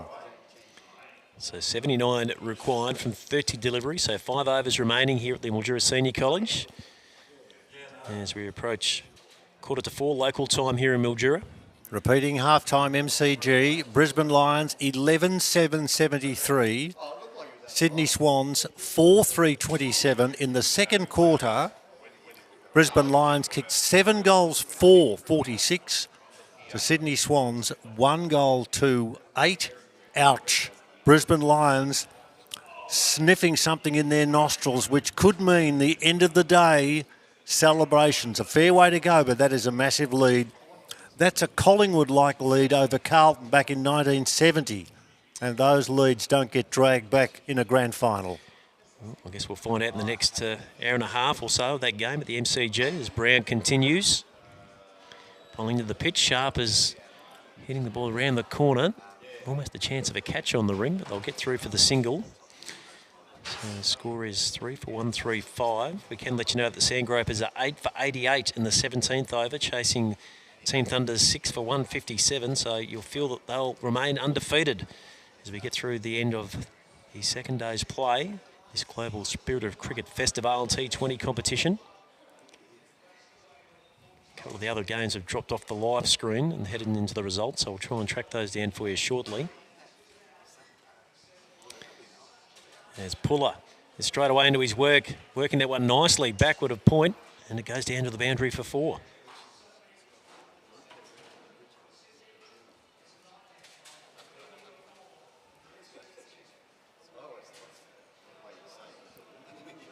So those other couple of games we were watching out for, Walshy, what have you got on your notes there? I've got All Stars knocked over for 138. Pavilion, that's Australian Pavilion, 2 for 154. The match now has been completed. A match completed also with EV2 Cricket. Let's have a look. That one's an earlier one. That's I was going to say, that's certainly not today's one that we're looking for. Trying to remember who the other fixture was that was underway. What have you got in your We've notes? got Sandgropers. We've got the result Yes. of that one. And, of course, we've got the one that's playing in front of us. So EV2 and EV2 Cricket are going to win that one. Spot on strikers. Yeah, it's going to be the spot-on strikers getting beaten in that game. And it's the Australian Pavilion against the RJA All-Stars. Which was that one there. 2 for 154 to 158. So it's the Australian Pavilion who have a win there. And that being the case, they move to 4 points. Team Thunder are 8. 6 is EVU Cricket. 4 is RJR All-Stars. Saxon Kings in this game, and 2 each to spot-on strikers. Lightning Storm, I should say, and Sandgropers is the only side that hasn't picked up a win. The Lightning Storm are likely to move to 4 now. They will. With a victory here looking likely. 72 to win from 26 balls remaining. And that'll keep them in good stead too. When you see a side that has struggled and hasn't got too many scores of substance, when they put on a performance like they put on today, well, you're just never too sure as to what's likely if a couple get going. They have hit over 200 twice in the campaign so far, so they have proven that they can score big totals. As Brown pushes that one wide and outside the off stump, that's going to be called a wide by the umpire.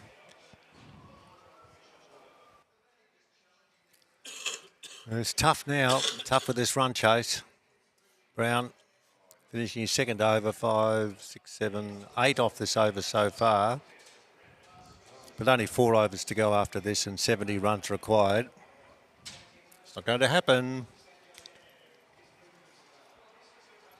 So Brown just working through the back end of his second over here from the school end. Sharp is heading out away on the onside. And it's just going to pull up inside the rope. They'll get back for 2. So Sharp now into the 40s. He's 41 from 28. Score is 3 for 145 at the end of 16 overs. Puller is 6, and Brown has the figures of no wicket for 21 from 2 overs. You wonder what the mindset now is of those that are chasing runs and realise it's just so difficult. They've got to just play it out, haven't they? There's no shortcuts to any success here. 7 wickets in hand, 4 overs, 68 runs. What do you reckon? What's going to happen? Well, you get the feeling that the Kings will be gallant and they'll try and fight through to the back end of their 20 here, but they're just going to fall probably 20 or so short, you feel. And it's going to be McCarty to resume. So we can have a quick look at that points table with a few of the other games now.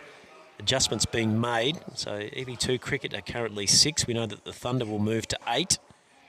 RJR All-Stars are 4. Saxon Kings 4. Australian Pavilion 4. Lightning Storm will advance to 4 with a win here. Spot on Strikers are 2. Sandgropers yet to open their account. So it's certainly getting tight for positions between 2 and 5 there. So Team Thunder, you feel, Walshy, are going to be the ones, or one of the teams that we'll see in the grand final. It's just a matter of who they'll be playing against. No, that's true. They're the ones that have been consistent, or the most consistent. You see, you've got teams that have produced, with some of their better players, some really good, strong performances to get them into this position and to get off to a good start in the competition at the end of 2 days, to have at least 3 wins, if at all possible, and that's a start. There's Pullers hitting down the ground that he's caught at long off by Richard Anderson, so another breakthrough for the Lightning Storm. As we get into these final overs, long handle is in effect. Want to keep scoring the runs, but of course risk comes with that, and unfortunately Puller has to go. He's out caught Anderson, bowled McCarty for 6 from his 5 deliveries. 4 for 145 as we watch the replay. He advanced. Lockie made decent contact, but Anderson was very comfortable and well within inside the rope there as he takes the catch successfully.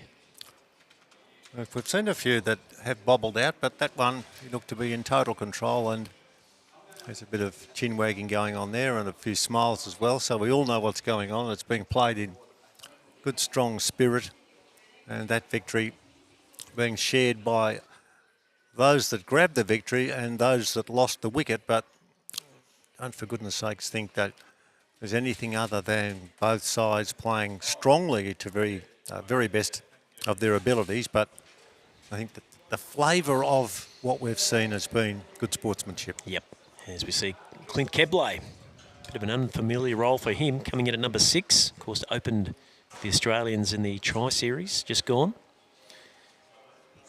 Showed to us that he can play a role with the ball too, picking up 3 wickets late in that first innings here this afternoon. So he hasn't got much time here to get himself set. As he's working away out onto the onside and out at square leg or retrieve. They'll consider a second, but just the 1 run scored. And score now 4 for 146 midway through the 17th. Should have mentioned earlier on, I was watching, Pat, that Clint had the gloves on and the pads on, and he had the helmet ready, and that was when they were 2 down. So he's had the kit all sorted out for a long time, hasn't he? Yeah, he's been preparing to get into the middle for quite a period now. Yep. Repeating half-time in the grand final, Brisbane Lions 11-7-73. Yes, you don't have to clean your ears out. 11-7-73. Sydney Swans 4-3-27. Sharp is swinging around the corner there. Ball just goes out to the 45 on the onside. He'll pick up a run. In fact, it was a leg by, so won't add to his tally. He's currently 41 from 29. Kebley just the single. 4 for 147. 66 to win, 20 balls remaining. Just over 3 overs to go, and this one is a full toss outside the leg stump, and it's whipped away behind square for 4. It was probably one of the worst balls bowled, because that was a full toss about hip height, and he flicked it away and it flew out to the boundary for 4 to bring up the 150 4 for 151. Last wicket falling with the score at 145. So we've had dot ball, wicket 1, leg by 4. Another ball to go in this over, 4 for 151. This ball is hit hard down the ground. I'll pick out a fieldsman who will take it on the bounce, and the bounce was horrible. Hit the turf and then bounced away, but fortunately, fieldsman quick enough to be able to get the body out and stop a boundary. It was good work in the deep. End of the oval, 4 for 152. 17 bowled now, and this performance with the chase of 216 was always going to be tough, and they're at 4 for 152 with 3 overs to go. 61 to win from 18 balls remaining. Thompson was the leading light in this second innings, 67 from 44, featuring 5 fours and 4 maximums in his stay. Sharp is doing a nice roll in the middle order here as well. He's currently 41 not from 29 as Kebley faces up. And it's going to be the West Indian Darryl Brown who will continue from the school end here at the Mildura Senior College. Quite a few of the other games have finalised now the day's play for those franchises, so they've come across here to watch this one on the main ground.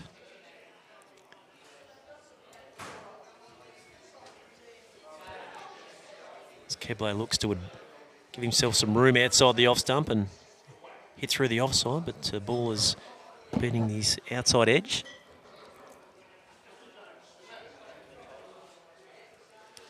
Taking plenty of time to get their overs ready. Pat, what's going on out there?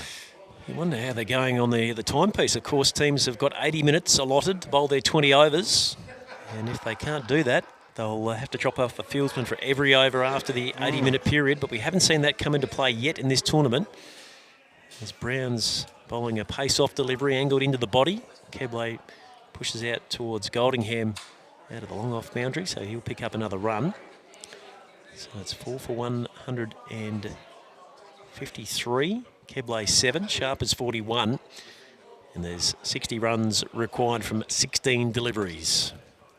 Quite a few people crowding into the clubhouse too. I don't think they've come in to see us. I think they've come in to watch the football on television, where it's 11-7-73 to 4-3-27. Brisbane Lions leading against Sydney convincingly, but it's half time, so you just never know what might happen. A few people out there.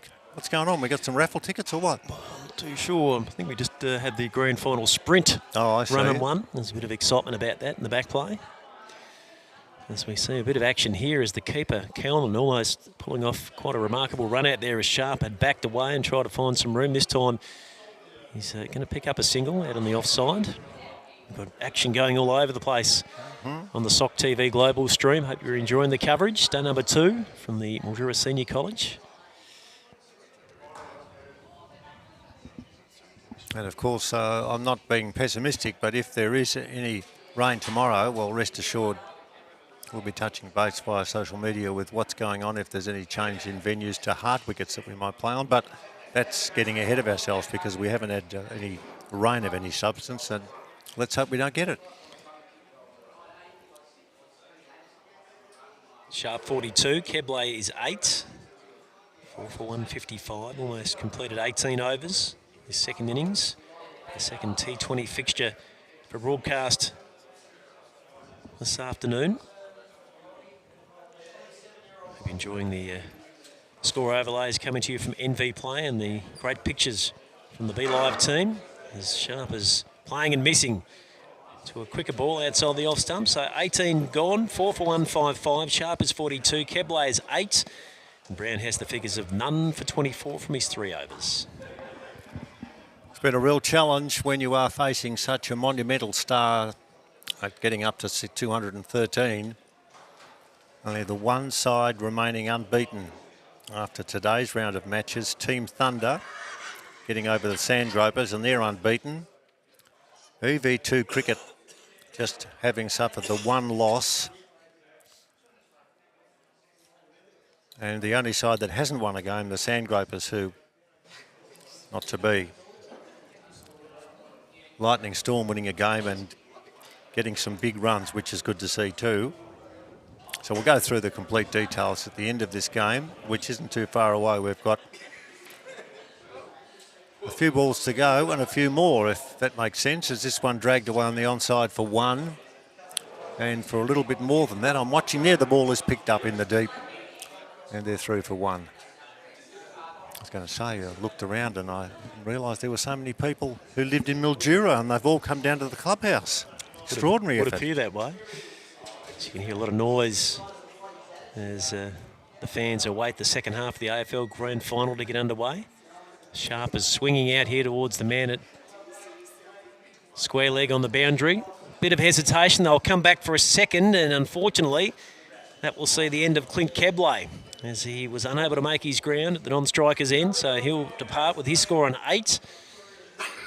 And a 5th wicket breakthrough for the Lightning Storm, as we just wait for our NV play system just to catch up a little here. But, we watched the replays. The ball went out into the deep. Tidy piece of fielding. Grant Dew getting the ball back in. He was eagerly awaiting the outcome of that one. As we can see, Kebley not really moving that freely as he gets to the non-striker's end, and then he was giving himself up on the way back, wasn't he? So he's on the way for 9. Score is 5 for 157 now, and this is the 19th over. And good on Grant Dew. He came up for a chat earlier on and he was saying he was loving his involvement. He's got a couple of boys that he's actually played with in the same cricket team, which is good, but his throw was strong there on the bounce to the wicketkeeper, who turned around and he broke the stumps, and we got a good shot there from Pat and the crew. How the big smile on the face of the fieldsman in the outfield. And good done to you, number 5 there, Grant Dew. He did very well indeed, and he'd be pretty pleased. Sharp is hitting down the ground. They look to push through for a couple.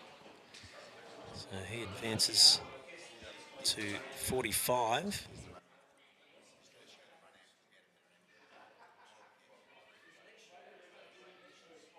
Going to get a better look at the run out here, Walshy, as we can see your man Grant Dew getting over that one and throwing in nicely. Kebley is just hobbling back through, and you'd see McCarty probably could have just walked up and taken them off, but he elected to underarm from point blank. Just as well he didn't miss. He ended up making no mistake, as it turned out. And that'll bring up the half century for Andrew Sharp. He's 51 now from 35 deliveries.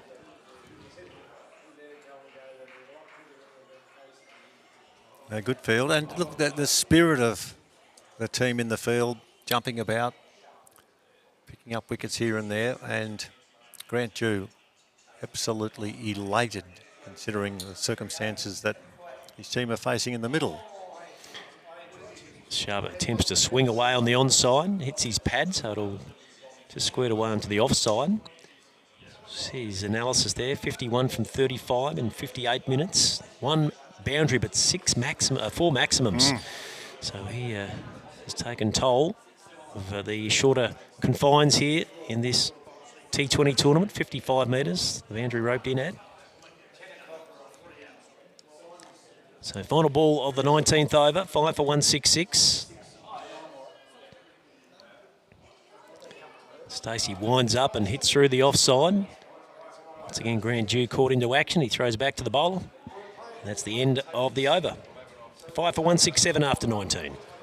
Might be able to, as we wrap it up at the end of this over, with your expertise on your computer, tell us the games that are on tomorrow, if that's at all possible. Pat, I'm not sure whether they're loaded in already, but the skill that you've provided us with would mean that you would have loaded them in, because you'd know that I would have asked this question.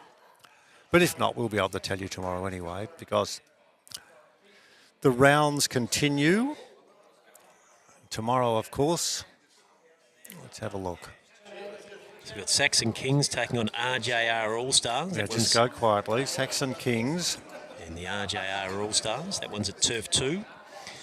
That's the All-Stars, yep. Yep, Team Thunder will play EV2 cricket. That one at Sarah Oval. Team Thunder, that'll be good, that one. For EV2 cricket, that will be a beauty. EV2 cricket, yep. So we just await the big fellow coming in from the school end there. Darryl Brown as the ball's hit out into the offside. Now our first game for broadcast tomorrow, Walshy, is Australian Pavilion and the Spot On Strikers. That one here at the Mildura Senior College number 1. Spot On Strikers, yep. And the last one will be Lightning Storm going in against the Sandgropers. Lightning Storm and the Sandgropers. So that gives you the agenda, that gives you the menu for what's likely to happen tomorrow, and perhaps nominating the game between Team Thunder and EV2 Cricket, the two of the three top teams. That'll be a beauty. So just the 4 balls remaining here. Sharp is 52, Stacey is 2. Round so far, none for 26. Early stages of his 4th over here. He bowls a fuller length delivery, which proved to be a little bit awkward that time for Chris Stacey. If he does get it away off the pad, I'll get through for the run. So 5 for 170. 19.3 overs gone. Sharp is 52, Stacey is 2. 43 runs to win, 3 balls remaining. You can't work it this way, but if you turn the score around and you say that they were chasing 5 for 170, that's a good score. It is. Yep, there's no doubt about that. So we'll look to see if we can't mask a bit of the hub behind us here in the Mildura Settlers change rooms. Or we could say free beer across the road and everyone would disappear or whatever. Might work. Yep. But we've almost completed our work behind the microphone, and the second half of the AFL Grand Final will be somewhere that I'll find a spot to have a look and then go through all the stats for today's game. Sharp is backing away and hitting the ball out on the offside. It's misfielded there, so that means they'll get back for a couple. And there was even the chance of a third on offer, but the throw's very good coming in there to the bowler's end. So 5 for 173 it is, with 2 balls remaining in our second session of this second T20 clash.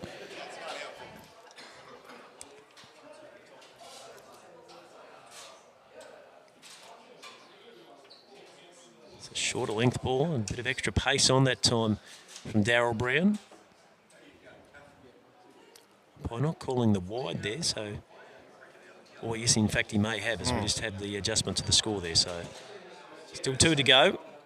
And some leg-weary bodies, I reckon, after today's game. Lots of running. 4 ball outside the off stump is hit out into the covers. Throw comes back in there from Mason Robinson. Darryl Brown goes to the deck. Sharp is 55, Stacey is 2. This, all things going well, Peter, will be the last ball of the innings. A very much productive score, but unfortunately well shy of the mark because of the blazing bats earlier on in the day. So thunders into the pads there of Stacey, who just pushes out into the offside. And that will see the completion of 20 overs, with the Saxon Kings ending up with a tally of 5 for 176. Partnership at the end there was 19 runs from 11 balls in 7 minutes.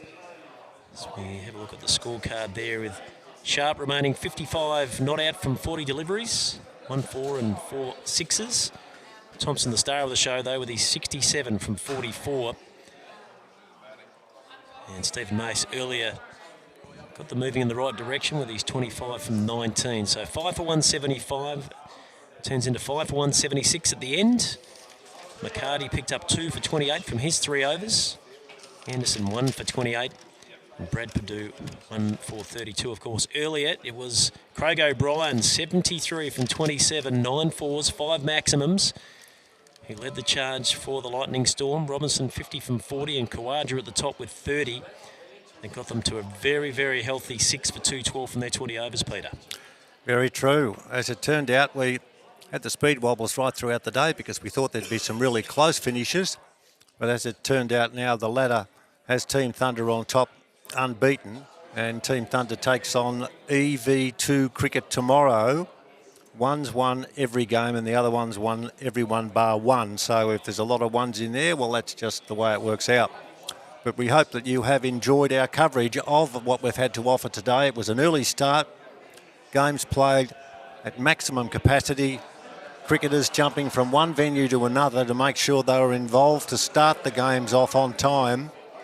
And a special thanks to Pat and the troops for what they've done too in rendering assistance with their cameramen and their sound recorders and everything that's happened today. And a pleasure, as always, to sit next to you, my friend, and see Pat Silcox, another game of substance, followed by another game, another game, another game. And that's our day, because there's no more games today. There's another game of football that's on after half-time with Brisbane 11-7-73 to the Sydney Swans 4-3-27.